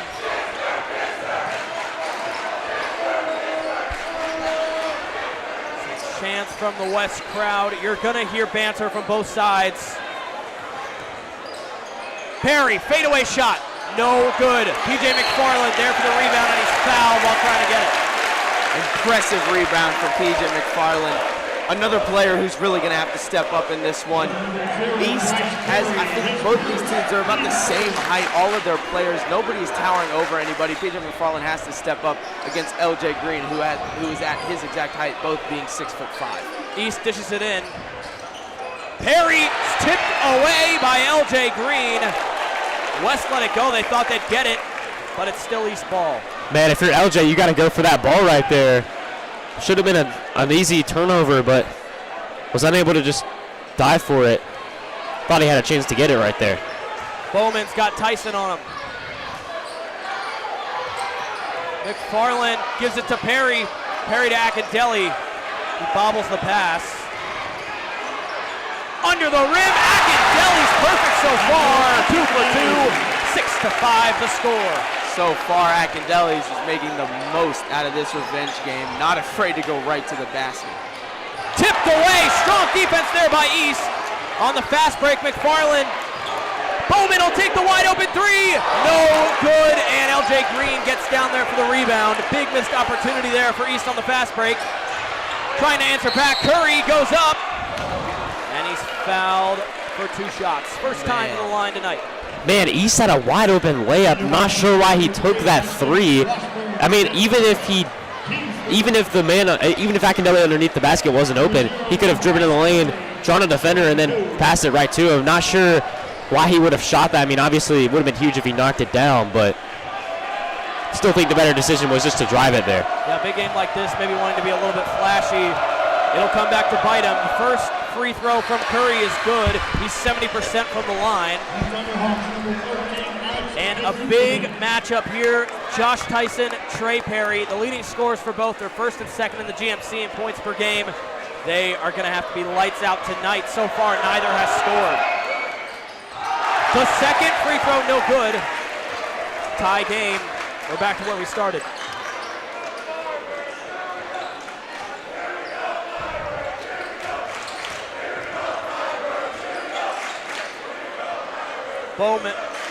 Washburn dishes it to Bowman. Both defenses have been all over it.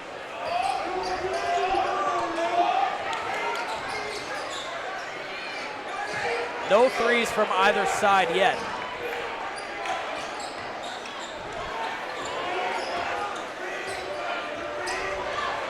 West trying to push East outside here on the perimeter.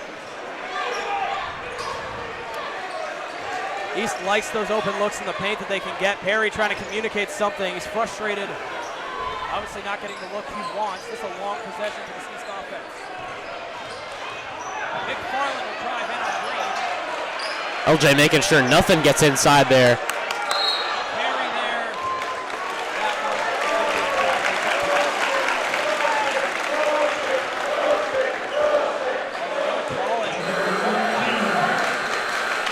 That one is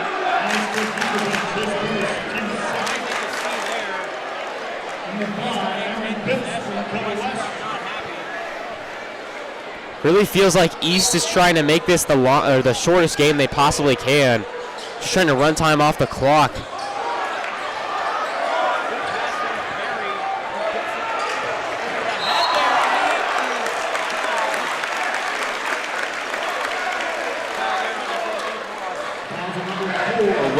West doing.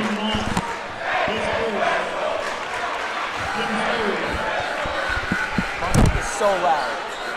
Yes. Moment to Perry. Apologies for audio issues. It is allowed here in this gym. And whistle. West just doing everything they can to make life hard on Trey Perry right now. And that's what you got to do when you're playing Trey Perry. You cannot let him get comfortable. That's the one thing that'll ruin you as a team trying to beat this team that East has. Communicating with the stat table there, a little bit of confusion. Not sure what's being discussed at the moment. There's the freshman J.J. Smith, the 6'4" forward. He's had an impact on this East team this year, being only a freshman. East lacking really a big man. He kind of has to fill in for McFarland.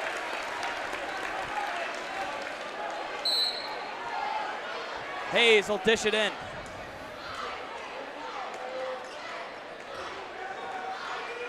East still taking their time. 2 minutes left in this first period. Not as high scoring as you might have thought.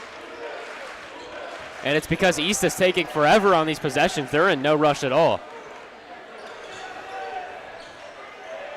Washburn back to Bowman.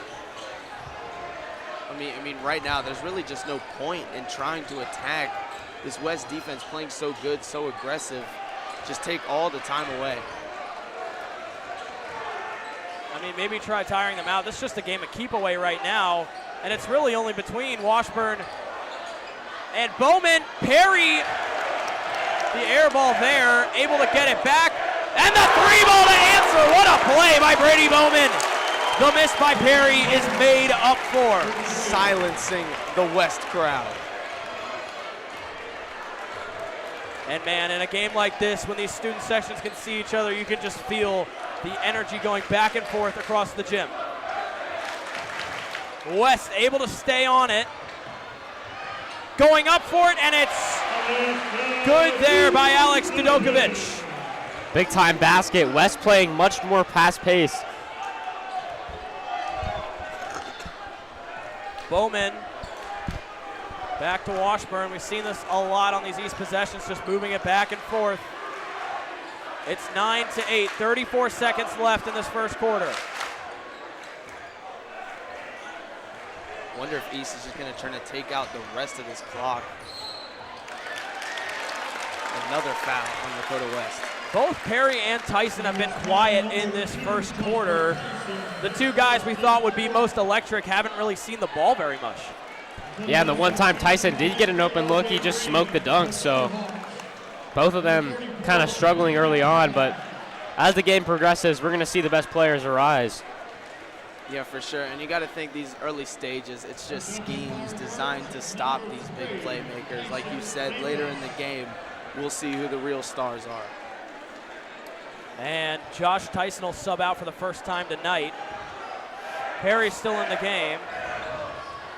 Airball chance still coming.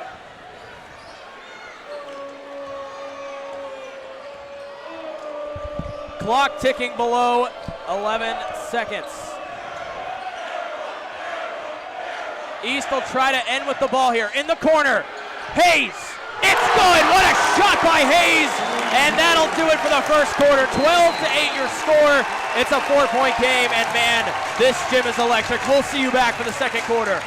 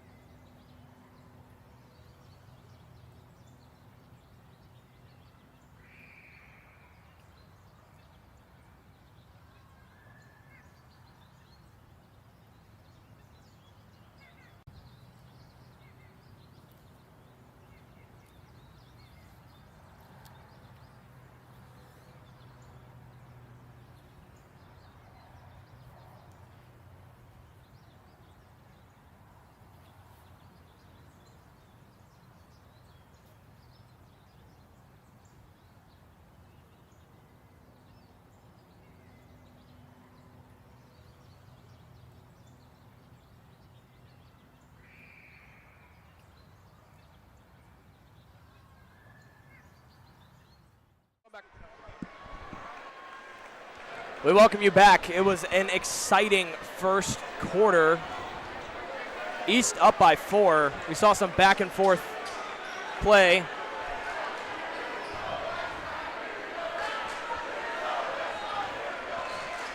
This gym is loud. Brady Bowman will start us off on offense for East.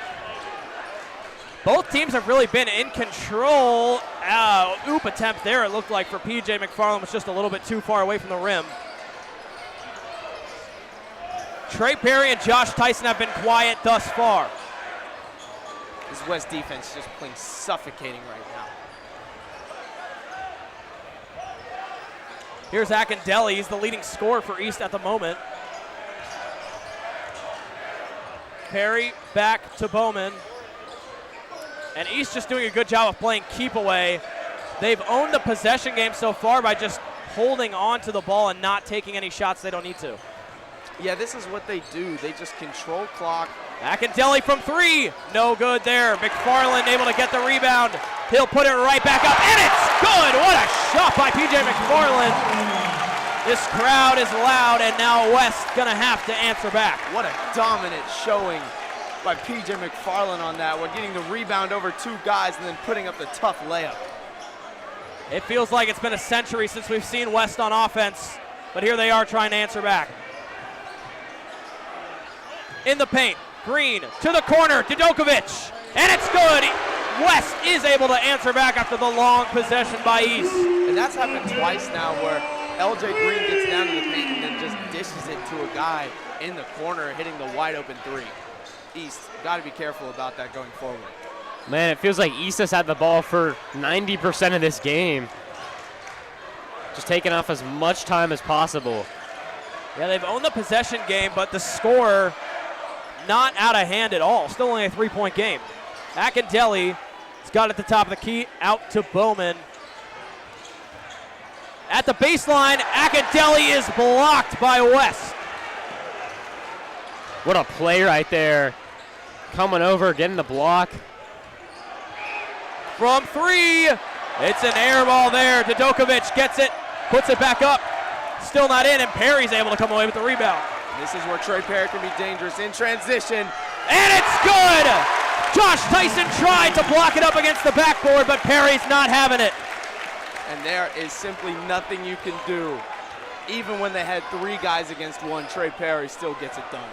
Trey Perry starting to talk to Tyson Davis. How will Davis respond? He splits him.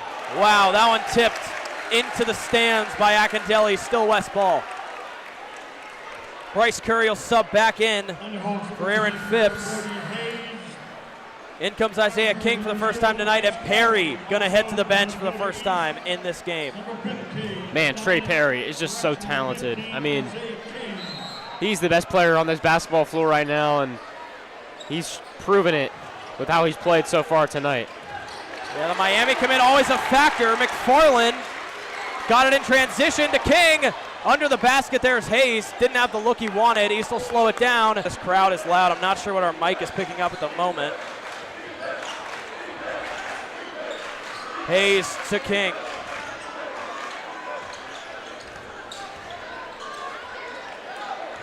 McFarland rushing in, and that is going to be a charge.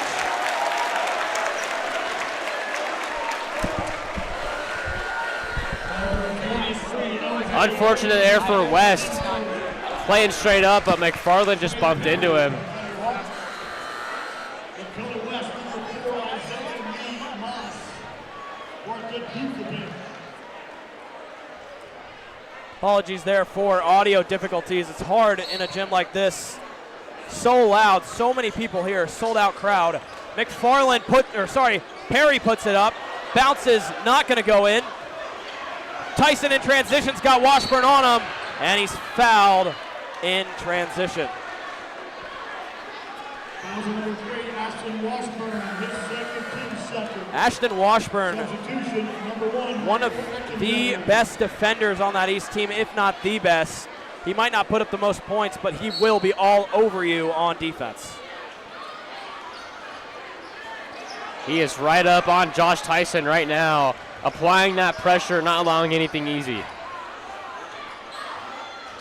Inside there's LJ Green for his first bucket of the night. McFarland was close to getting a hand on that one.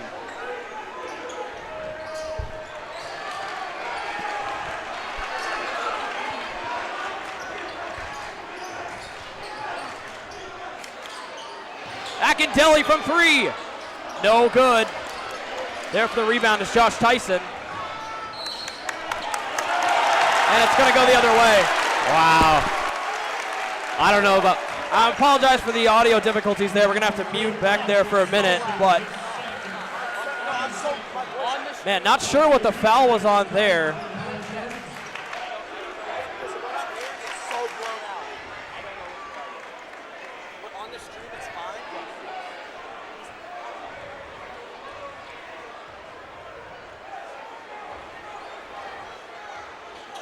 Perry got it. East still owning the possession game.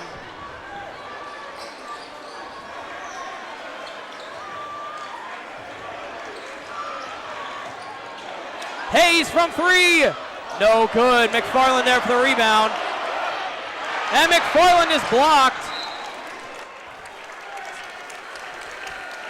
And we'll get a timeout here. We'll step away for just a minute. Or sorry, apologies on my end. We're having some technical difficulties up here. A little distracting. 16-3 right now. West still down by 3. East still has possession. West has been playing good lockdown defense. They just haven't been able to get the ball back. Yeah, because East is taking so long on these possessions. With no shot clock, you can use as much time as you want here. Perry almost lost it there, able to keep control. Hayes will take it from about the free throw line. Bounces off the front of the rim, no good.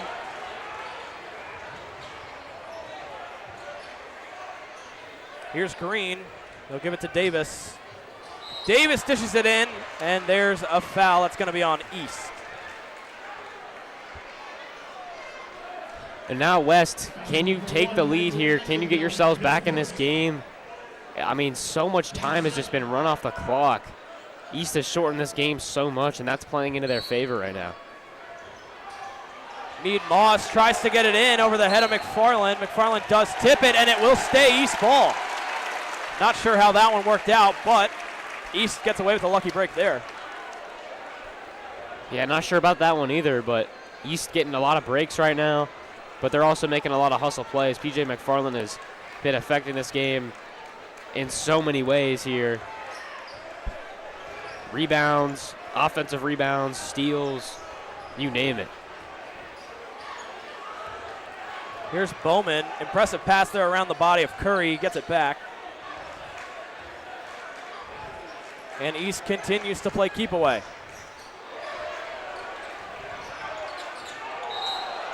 And there, a mistake by Brody Hayes. It's going to be a travel. We haven't seen a score in a while. Both teams, well, really just East has been holding on to the ball so much, and West hasn't been able to get a break on offense. Yeah, and it's really just been a lot of back and forth defense here. We'll see if West can try to get this going. Good tip there, and it was touched last by West again. They cannot catch a break on the sideline. And Coach Moss is beside himself. I mean, these are just careless turnovers. Cannot have that happen in a game like this.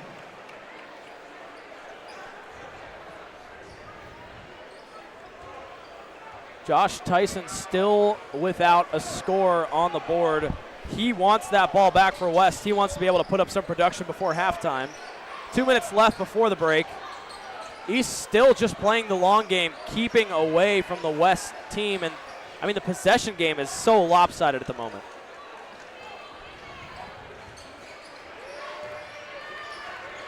From 3, Bowman. Bounces in and out. Collective sigh there from the East sideline as it doesn't go in. Needs Moss. Out to Tyson. He's not going to miss an opportunity like that. Tie game here at Lakota West High School. And if you let Josh Tyson get open and get going, it is going to be a long night. We are back where we started. Tie game. A minute 15 left before the half. Akindelli to Hayes. Hayes can't get it to go. Here's Tyson. He'll look to get hot before he goes into the locker room. And this is the last minute and a half is where the momentum can completely change. Tyson will pull up again, and he's got it. You can't let the man that leads the GMC in field goal percentage get that open from beyond the arc. And here we go now. How is East going to respond? Can they stay alive in this one?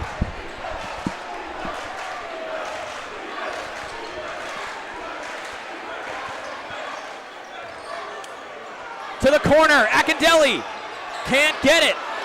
Rebound, LJ Green's got it in transition. Just too many missed threes right now from East, and it is killing them. And Beck, welcome back here. You joined us at a good time. Yeah. A foul call there on the floor, so the free throws won't come after that shot. But man, Josh Tyson is starting to take over this game like he has done before against East. We know how capable he is of shooting that three, and he's showing it right now. All momentum has switched sides of the gym in a heartbeat. It was East with the lead for most of the first half, but now West has got it. Meads Moss will give it to Bryce Curry, and West will try to extend their lead with 10 seconds left in the half. Curry pulls up from three, no good. McFarland gets it. Chucking it up is King. Can't get the buzzer beater. 19-16 is your score. Going into halftime, stick around. What a first half of basketball here at Lakota West High School.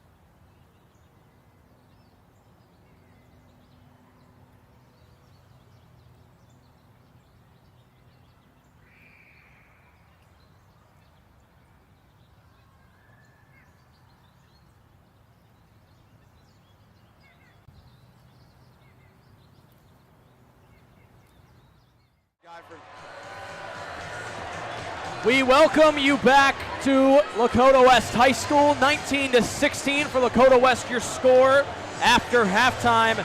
East was kind of in control of possession, and then West all of a sudden at the end of that first half broke out. Josh Tyson got his first points. They cannot let him get hot if they want to stay ahead or if they want to get this lead back in the second half. Very important for West. They held Trey Perry to just 4 points. He's just 2 for 7 shooting. And him and Mikey Akindelli are tied for the leading scorers, both having just 4 points. So great job from Lakota West doubling him but shutting him down, because Trey Perry can play great against the double, but these West defenders are on another level. Meade Moss, West just kind of dishing it around the perimeter, maybe giving East a taste of their own medicine there. Miscommunication, Tyson Davis just passed it to no one there. And Tyson Davis immediately getting subbed out. That is, Coach Moss did not like that pass, and that's what's going to happen when you're on a team like Lakota West with so many talented players. Some mistakes can lead to time on the bench. And both these teams, East and West, have good football players. Tyson Davis, obviously, a great receiver for West. PJ McFarland, star tight end for East. Both have played a big key in this game so far. Akindelli across the field to Washburn. Washburn at the baseline, back to Akindelli, who takes the three from the corner. He has not gotten one to go from beyond the arc. McFarland puts it back up. He's blocked there, no foul.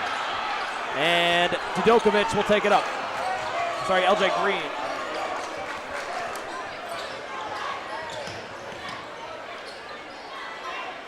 From three, meets Moss, no good. Shots flying from both teams to start this second half. Perry will put it up with two guys on him. It's not going to go. Neither team getting anything to fall to start the second half. And there, a foul is called. And now we're starting to see some pace from both sides. East is shooting fast and West is shooting fast, and I think that plays more into West. Yeah, I think you're right, but East knows that they have to try and score quick, but that's not really the best part of their game. They get out quick early, they build a lead, and then they hold on to the ball. Having to score quick is not what they're used to. Tyson, no good, putting it up. It happened against Aiken, where they just couldn't seem to come back, so they got to keep this close, cannot let this get out of hand. Akindelli under the rim, no good. Akindelli has not gotten anything to go for him since the first half. Missed opportunity there by West. It goes through the hands of Meade Moss. Tyson looked a little shaken up after that layup attempt, but he looks good to go.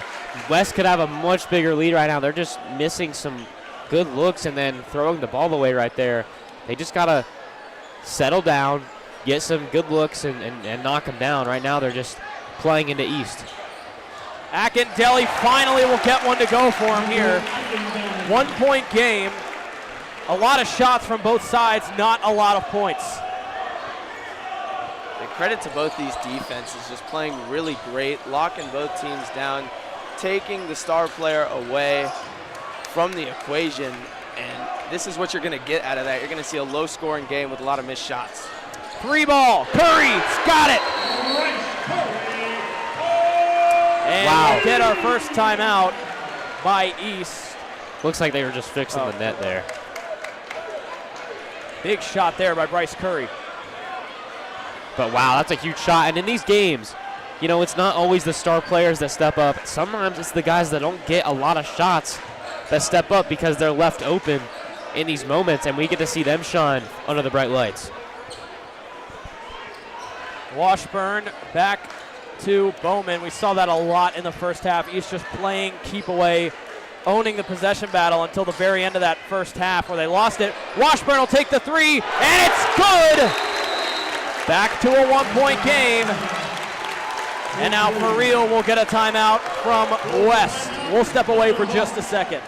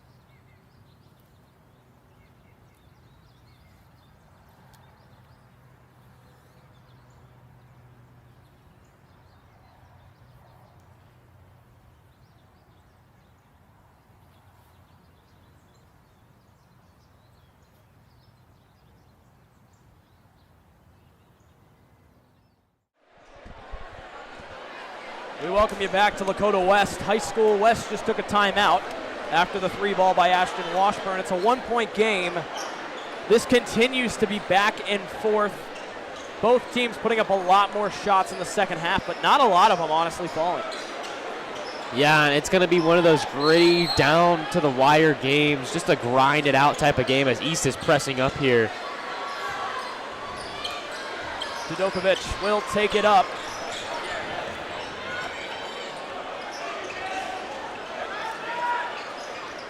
Mead Moss dishing it to Green, almost lost it. McFarland couldn't get it.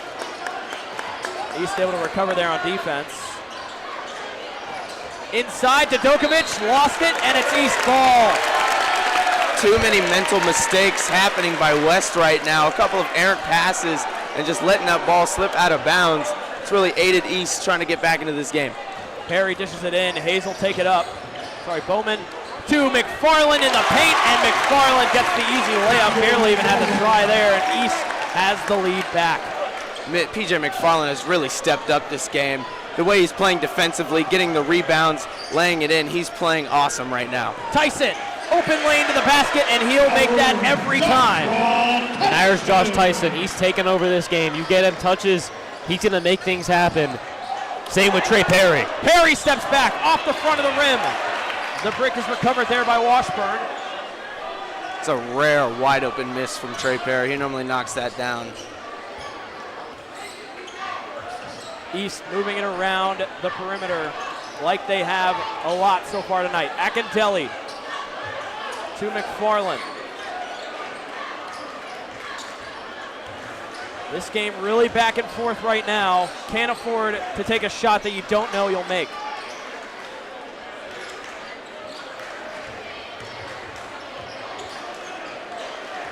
East going back to what they do best, just playing keep away. Akintelli dishes it back out. Bowman with a crossover and the 3-ball. What a play there by Brady Bowman. What a player Brady Bowman is. Brady Bowman is coming in as a freshman and knocking down big game threes like that. This kid is special. West now trying to answer back. Bryce Curry puts it up. Foul called. Some huge free throws coming up for Curry. They'll have a chance to tie it once again. Curry's 70% from that free throw line. Bryce Curry, shooting 2.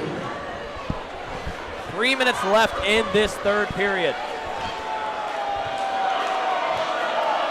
First of the two is good. We're back to a 1-point game.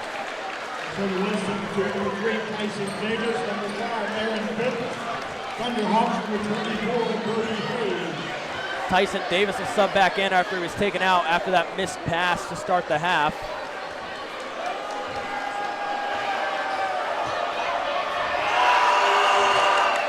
Second one, no good. What a rebound by LJ Green. And he dishes it inside. Unlucky bounce there for Aaron Phipps as it doesn't go in. Perry trying to answer back. Washburn in the corner. He's going to get called for a travel. Unfortunate travel call there on Ashley Washburn. Trey Perry wanted him to shoot it. And man, this is exactly the basketball game we hoped for coming in here tonight. Both sides are fired up. It's a 1-point game. No one looks like they have a secure lead in this game. Inside, Tyson puts it up. No good there. Rare air ball for Josh Tyson, and it will be East ball. That was really just great defense by East there, forcing the tough shot. And that's what Ashton Washburn's done all year. He doesn't take a lot of shots, but he is probably East's best defender, locking up Josh Tyson there. Bowman to Hayes. McFarland dishes it to Perry. East just moving it around still. They've still got that 1-point lead. Perry will pull up from mid-range. Rare miss again. Perry not been himself tonight. Luckily, the rest of East has been able to step up and at least make up for some of that production lost. As from the corner is no good there from Aaron Phipps. West just has to regroup here. Not good body language from them. They need to stay strong. It's going to be a battle, but you keep making mistakes and you can cost yourself the game. And East knows that too. They've been the more disciplined team so far tonight. We'll see if West can try to change that up here in this last quarter. And credit to the rest of the East team. We talk about the Trey Perry show all the time, but Trey Perry really has been not himself, missing a lot of shots, but East still has the lead, playing great defense, getting shots wide open, knocking them down. Even without Trey Perry playing at his best, they're still on top right now. J.J. Smith, a lot of contact there. It's going to be called a charge. Really nice play there, setting his feet, drawing that charge. It was a good take from Smith, but just unable to get the basket to drop, and it's tough if you're East. You mentioned Trey Perry not putting up too many points. Got to give credit to Brady Bowman, Brody Hayes, and obviously P.J. McFarland and Ashton Washburn. All those guys, the starting five outside of Perry, have stepped up, taken over. And for West, they just got to get Josh Tyson going because he's obviously hot. He just hasn't been able to get too many looks. Timeout called there. West will pause for a moment. We'll step away.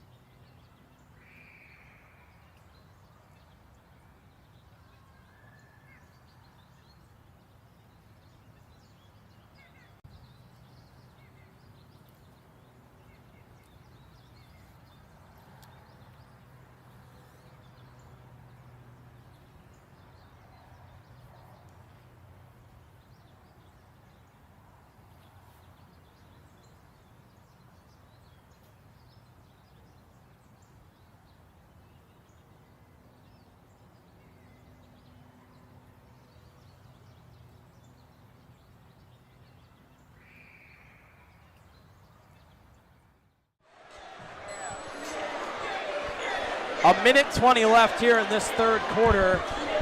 After what was a slower paced first half, man, the third quarter has not disappointed. Maybe not the highest scoring game, but shots have been taken from both sides. It's been back and forth, and it has been a physical battle in this game. Whoever's more disciplined down the stretch is going to win this one. It's going to be a war. And Curry, a lot of contact there. Believe the foul is going to be called on the floor.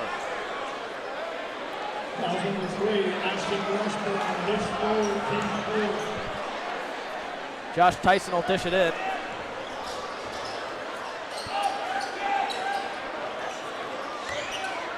Tyson been trying to find some open looks. He's done a lot with his opportunities there. And Meads Moss. There goes the and one. What a play, Mead Moss.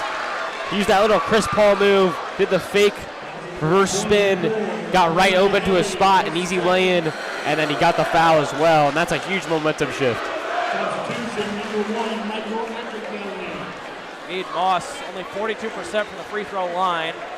He'll look to make the extra point, make it a 2-point game, and West now in the bonus as well. It's good, 2-point game. East will try to answer back now. Perry's been quiet in this one. It's been the rest of those starters stepping up. Tyson Davis steals it away, goes up, and he's fouled going up to the rim. Way too much contact. Well, really rough foul right there. They might look at that. That one might warrant a technical there on Perry. Tyson Davis had no chance to even release the ball. Looks like they're just going to call it a pushing foul, but wow. Very hard foul. What a momentum shift there. West brought out kind of a press. Tyson Davis came behind, got the steal, and now he's got to knock down these free throws. You got to think if Perry didn't come from behind, he could have dunked that, and this West crowd would have erupted. What I was looking for is Josh Tyson was right behind him. We know he can dunk. I thought he might have been able to pass it behind him and dunk it for Tyson, but he decided to go up on his own, and now his 2 free throws can make up for it. Tyson Davis, 50% from that free throw line. West a chance to go up by 2 possessions. First one is good. It's now a 3-point game. Like we were saying in the pregame at the start of this game, this is going to be a matchup that's going to go all 4 quarters. This 4th period is shaping up to be a good one. Both Not free just a good throws one, a great one. East now has to answer back. It's been a while since they've had a big offensive play. This press is affecting them. Perry back to Bowman. Not Trey Perry, though. Akintelli trying to find something. We're seeing that press not giving East anything.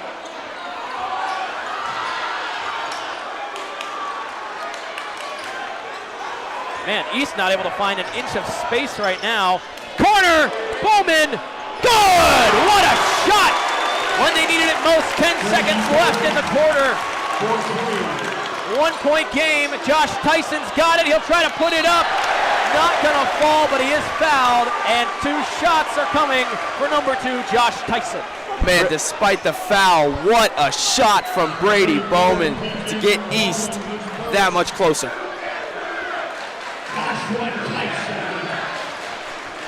Joshua Tyson is 79% from the free throw line. The chance to put West back up by 3 before this 4th quarter. First one, no good, a rare miss for Tyson. And man, these are huge free throws.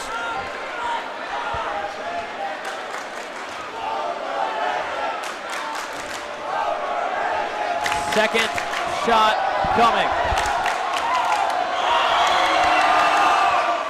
That one falls. 2-point game. 1 second left in this quarter. Chucked it up before the buzzer, not gonna fall. Your score going into this 4th quarter is 31-29.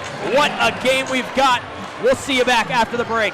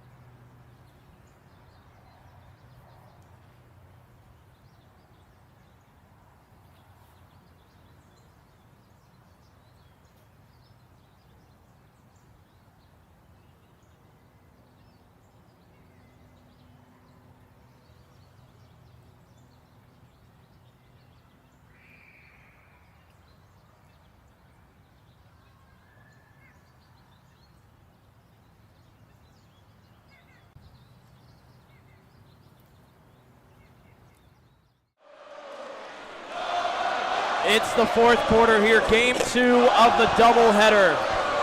The biggest rivalry in the GMC, Lakota East, Lakota West. 31-29 your score, and East will start out with the ball for the final 8 minutes of this game. Trey Perry has had a quiet night. Everyone else on East has stepped up to keep him in this game. McFarland in the paint.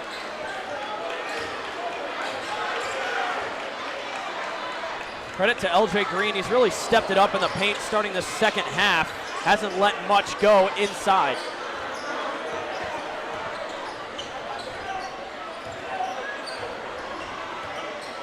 Barry taking his time, trying to find an open look. The screen by McFarland's not going to work, and there a foul called on the West defense. Foul number 23, L.J. Green, his second, King's first. And you know what we thought would be a key in this one, Trey Perry versus Josh Tyson. Josh Tyson's had a few big plays. Trey Perry's been pretty quiet. It's been the rest of these two teams that have stepped up tonight and made this game exciting. Yep. The role players that come alive in these big games when you need them most. Akindelli playing against his former team. Hasn't had too much production. Here's Bowman. He's been perfect from beyond the arc, but he's not going to get that one. Davis now on the fast break. He's got Perry all over him. To the corners, Meade Moss. Need a big stop here from East. And it's going to be a timeout by West. They'll talk things over. We'll stick with you through this one. Looking at those GMC standings, Princeton obviously in that top spot. East was able to best them. West hasn't had a chance to play them. So this game is huge. Whoever wins this one has a good chance to win that GMC. Yeah, and with West, they're going to play Princeton again this year, so they really control their own destiny. They went out, they will have the GMC crown, and then Fairfield obviously right there tied for East and West for second place. So the race for the GMC title is going to be a tough one. I mean, all of those top 6 teams could really make a run for it. We know how good Oak Hills has been defensively, and then Middletown, they've been one of the hottest teams in the GMC, so it's going to be a fun race to the finish. Yeah, an exciting looking GMC. It's anyone's title, and this game is crucial for these Lakota teams. And the energy matches it here. Under the rim, a lot of contact. It's good there from Bryce Curry. 4-point game. Wow, a lot of contact, no foul there. That surprised me, but really good finish from Bryce Curry. Washburn back to Perry. Bowman will put it up for 3. That one's off. And East was able to save it. Good work by McFarland. Bowman puts it back up, and he kicks it on the second attempt. Back to a 1-point game, and another timeout going to be called for West. We'll step away and bring you the rest of this fourth quarter after.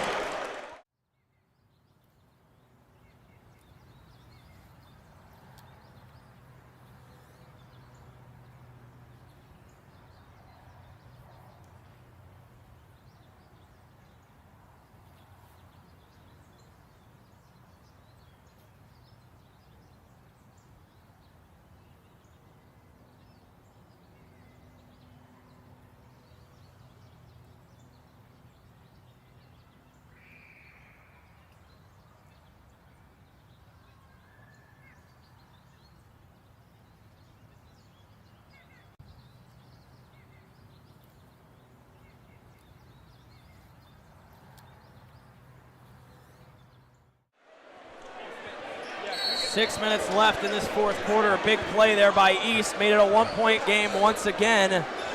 This one has been tight since that second half started.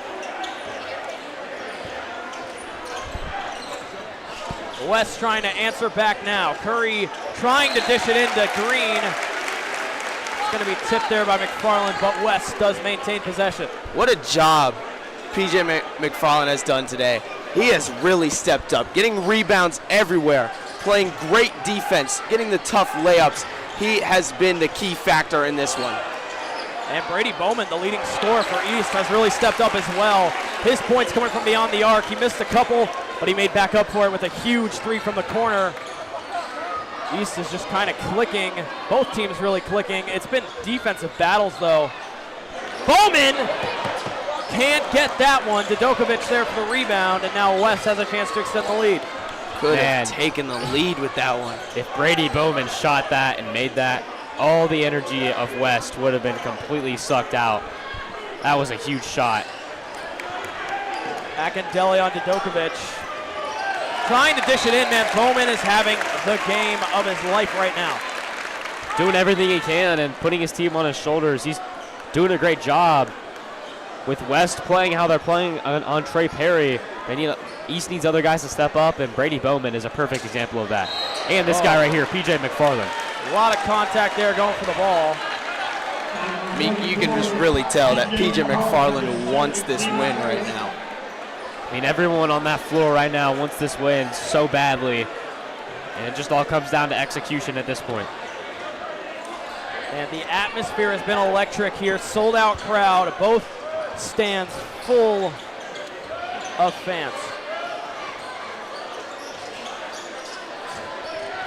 Not a lot of movement from West. They need to get this ball somewhere else.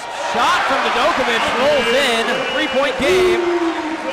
What a play from Duke. Perry was playing great defense on him, but Duke was able to float it in.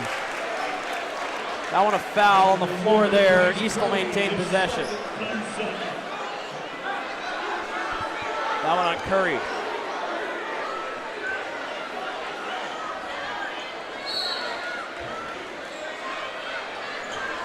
Bowman will try to dish it in.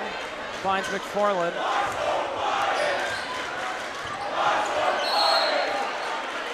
And it's West ball there. Losing control there. East just couldn't get it to go their way. And those are the plays right there. Down the stretch, you're going to need them for both teams to go your way. And if you're East, you really don't want to go down by 2 possessions here. This game has been back and forth. You want to keep it that way. Definitely don't want to give West any breathing room.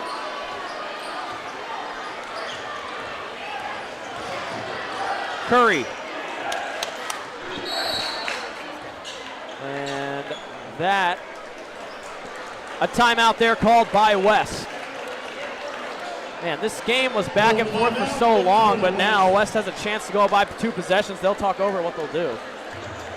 And, it comes down to who has the final possession. I mean, it's going to come down to the final possession most likely. And who do you want the ball in the hands of? I think it's got to be Josh or Bryce Curry.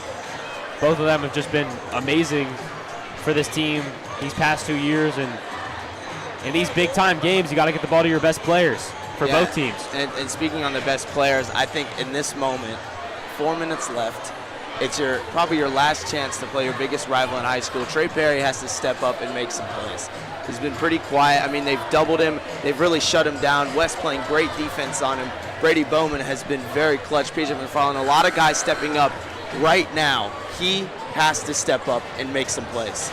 Yeah, Trey Perry, he's a senior on East, and he's one of those veterans on this East team, but the rest of the team is pretty young and pretty new to this type of moment.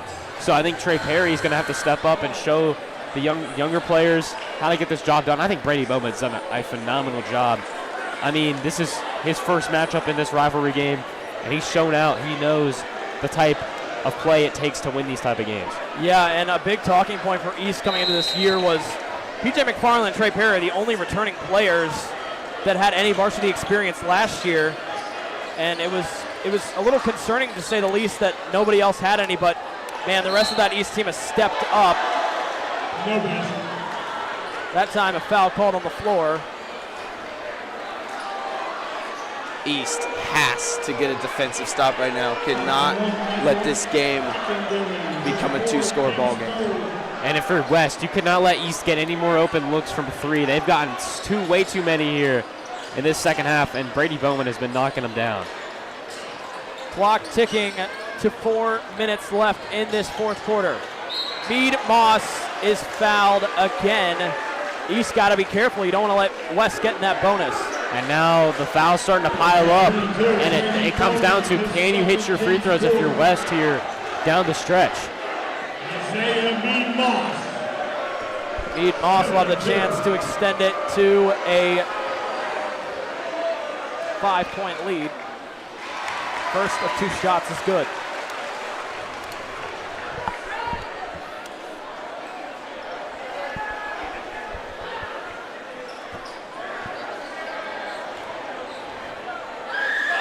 Second one, good as well. Mead Moss sinks both. Some crucial free throws. It's a 5-point game. And East don't want to panic, but you got to put some points up. You can't let them go up by any more than this. You cannot. I mean, there's not a lot of time left for East here. Perry pulls up, and he finally gets one from 3. Huge play there from the star player and the Miami commit there on that Lakota East offense. That is what they needed. They needed Trey Perry to make a play, and life is back in this East crowd. They are ready. Tipped by McFarland. And you see right now how big of a factor momentum plays. This East crowd is loud. Ede Moss trying to find something. To the corner, Nedokovic. He's blocked by PJ McFarland, but he's able to put it back up and get the 2 points. What a play from Alex Nedokovic following his miss. It's Tip. Bowman running away from that West defense right now. Finds McFarland at the baseline. Back out to Perry. What a play! Some great teamwork there by the East offense. We are back to a back and forth game. Timeout gonna be called by West. We'll step away for just a minute.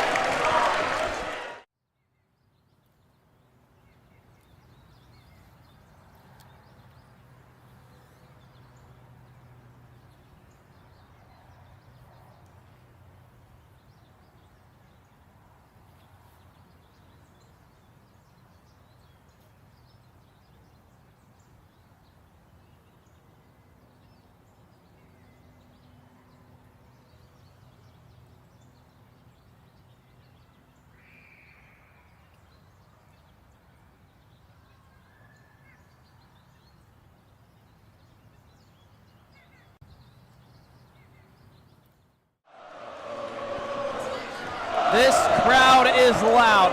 Under 3 minutes left in this fourth quarter. This game is anyone's ball game right now. 2 points lead for the Firebirds. But man, momentum on East side after those 2 big plays in a row. It's just unfortunate that PJ McFarland block, West was able to pick it up and get in the easy lay.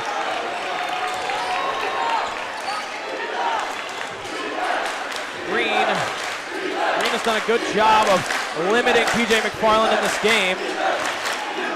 That one almost bounced out, but Curry able to dish it in there, and LJ Green gets the job done. What a play, what a pass from Bryce Curry.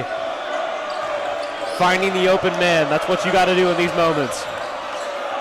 Perry has found some life here in this fourth quarter, 2 plays in a row. He's trying to get an open look. Good screen there by McFarland. Inside, McFarland will try to put it up, and he's fouled. He'll get 2 shots at the line. Big play from PJ McFarland, who's done it all night. And he's been huge. I think he's been one of their most effective players. Grabbing rebounds, making hustle plays. He's everything that Lakota East basketball embodies. But now some huge free throws with the crowd noise at an all-time high. McFarland is 60% from that free throw line. And he misses the first of a crucial 2.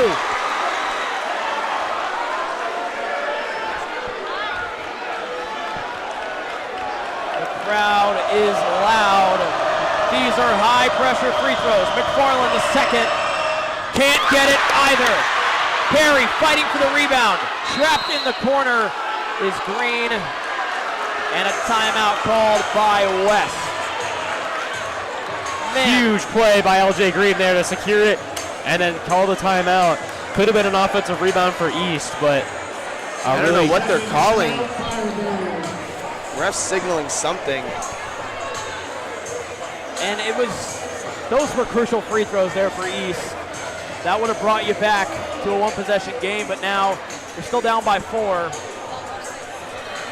And now you're still playing from behind, man. 2 minutes left, only a 4-point deficit, but it seems like East has been playing catch-up for a while. Yeah, East has been playing a lot of catch-up, and right now, if you're East, there's no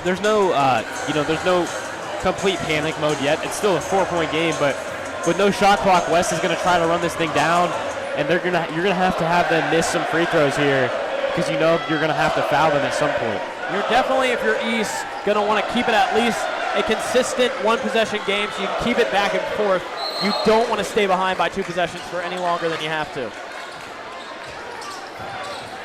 And that press defense from East. LJ Green got open down there, and a free bucket there for West. LJ Green is so talented at finishing under the rim. You can tell he's been practicing it his whole life. Perry to the corner. Bowman, crossover, 3-ball, no good. Rare miss from Bowman in this one. Dodokovic gets it to Curry on the baseline. Dishes it back into Green from 3, and Green sinks it. The big man is perfect from beyond the arc.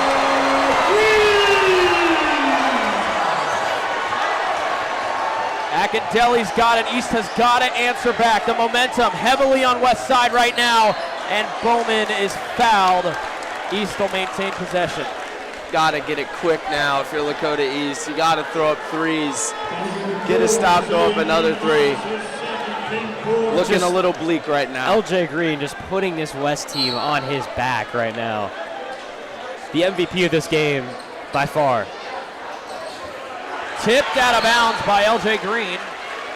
He is electric right now.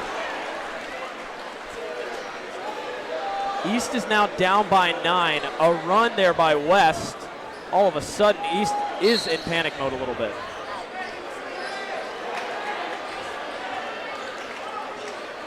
Dishing it out to Perry. Perry lost it. Tyson's got it, and he slams it to finish it down. 11-point game here with a minute left. What a play by Lakota West. And Perry lost his footing. Man, what a way to finish off a game like this. West took care of business when it mattered most. And this is what it comes down to in rivalry games. The big-time players making big-time plays.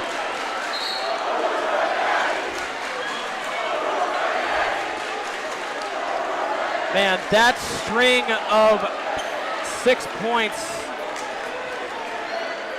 could have very well done it for Lakota East. West just took control. And that press defense got East all shaken up. But a huge, you feel bad for Trey Perry, a guy like him, so talented, having to fall short once again. He's been so good his entire career. What a pass there! Just dotting up this East defense, and it's now a 13-point game. It's looking bleak. What a play. LJ Green, and this game is all but over. East fans starting to pile out.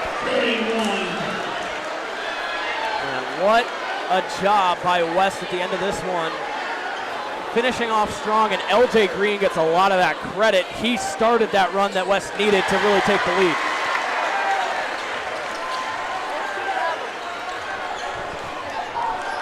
Desperation time for East.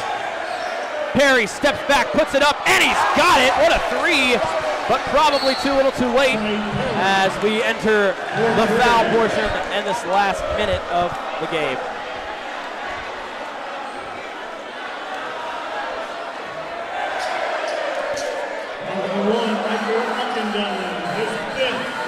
So with this game, look at the standings once again. West will move up to 8-2. East will move down to 7-3, barring a miracle.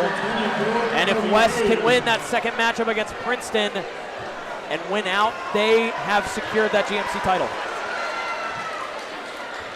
What a game tonight. It's what rivalries are all about, and so many talented players on this court right now. First one no good from Bryce Curry.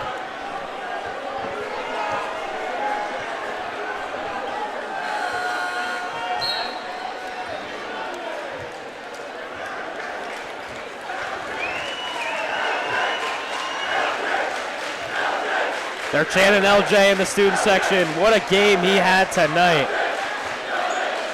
In all these rivalry games, it always seems like there's one player that stands out. Last year, it was Bryce Curry and Josh Tyson. This year, LJ Green being the impact player. foul there by West. East now in the bonus. They're just going to draw this 34 seconds out as long as possible. And now, if you're Lakota East, all you got to do is start thinking about finishing out the season strong and getting a top seed in the playoffs. The rivalry game has come and gone. You got to look forward, keep playing good basketball like you've been doing all year, and hope that you see this team again in the playoffs to get your revenge. They're chanting just like football, and I mean, they're not wrong. Yeah, West got the better of East both rivalry games this year. Unfortunate we don't get another East-West game. Usually we'll get two, but this is the only one, and it looks like West took care of business. And that was an exciting 3 quarters until the very end of that fourth where East just kind of fell apart. Man, give all the credit in the world to Lakota East. They came out, they fought this entire game, and this score really doesn't determine how close this game was. I mean, it's going to look a lot less close than it was, but East was right there until the very end, and then West, all the momentum shifted, and they found a way. And that's what usually happens in the fourth quarter of these rivalry games. As some of the youngsters check in, standing ovation here for these starters.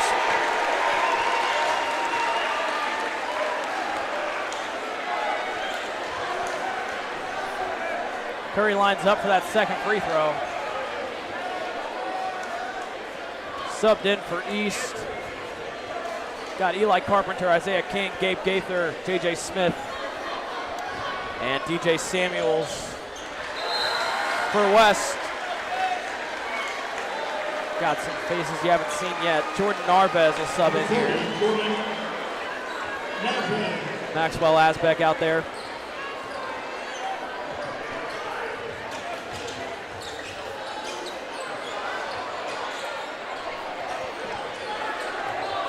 Clock ticking to 20. Carpenter at the baseline to Gaither. Gaither will pull up from mid-range, not gonna fall for him. And it goes out. East will maintain possession with 11 seconds left. What a game, and what a night for Lakota West. And just a great game overall for the fans. Everyone showed up to this one tonight. From 3, Carpenter, no good. Rebounded there by West. Robinson will take it up. And he'll dribble out the clock. That will do it for the second game of our doubleheader rivalry here, Lakota East versus Lakota West. Your final score, 54-41, and West will move into second place in the GMC. We thank you so much for watching both games. Thank you to Lakota West Broadcasting for working with Lakota East Broadcasting to bring you this one. I'm Max Earl. With me was Beck Lucas and Andrew Odell. Want to give a shout out to all of our athletic boosters and our sponsors, Butler Tech, as well as Lakota East Spark and the West Press. Final score 54-41, and we'll see you next time here on Lakota East Broadcasting.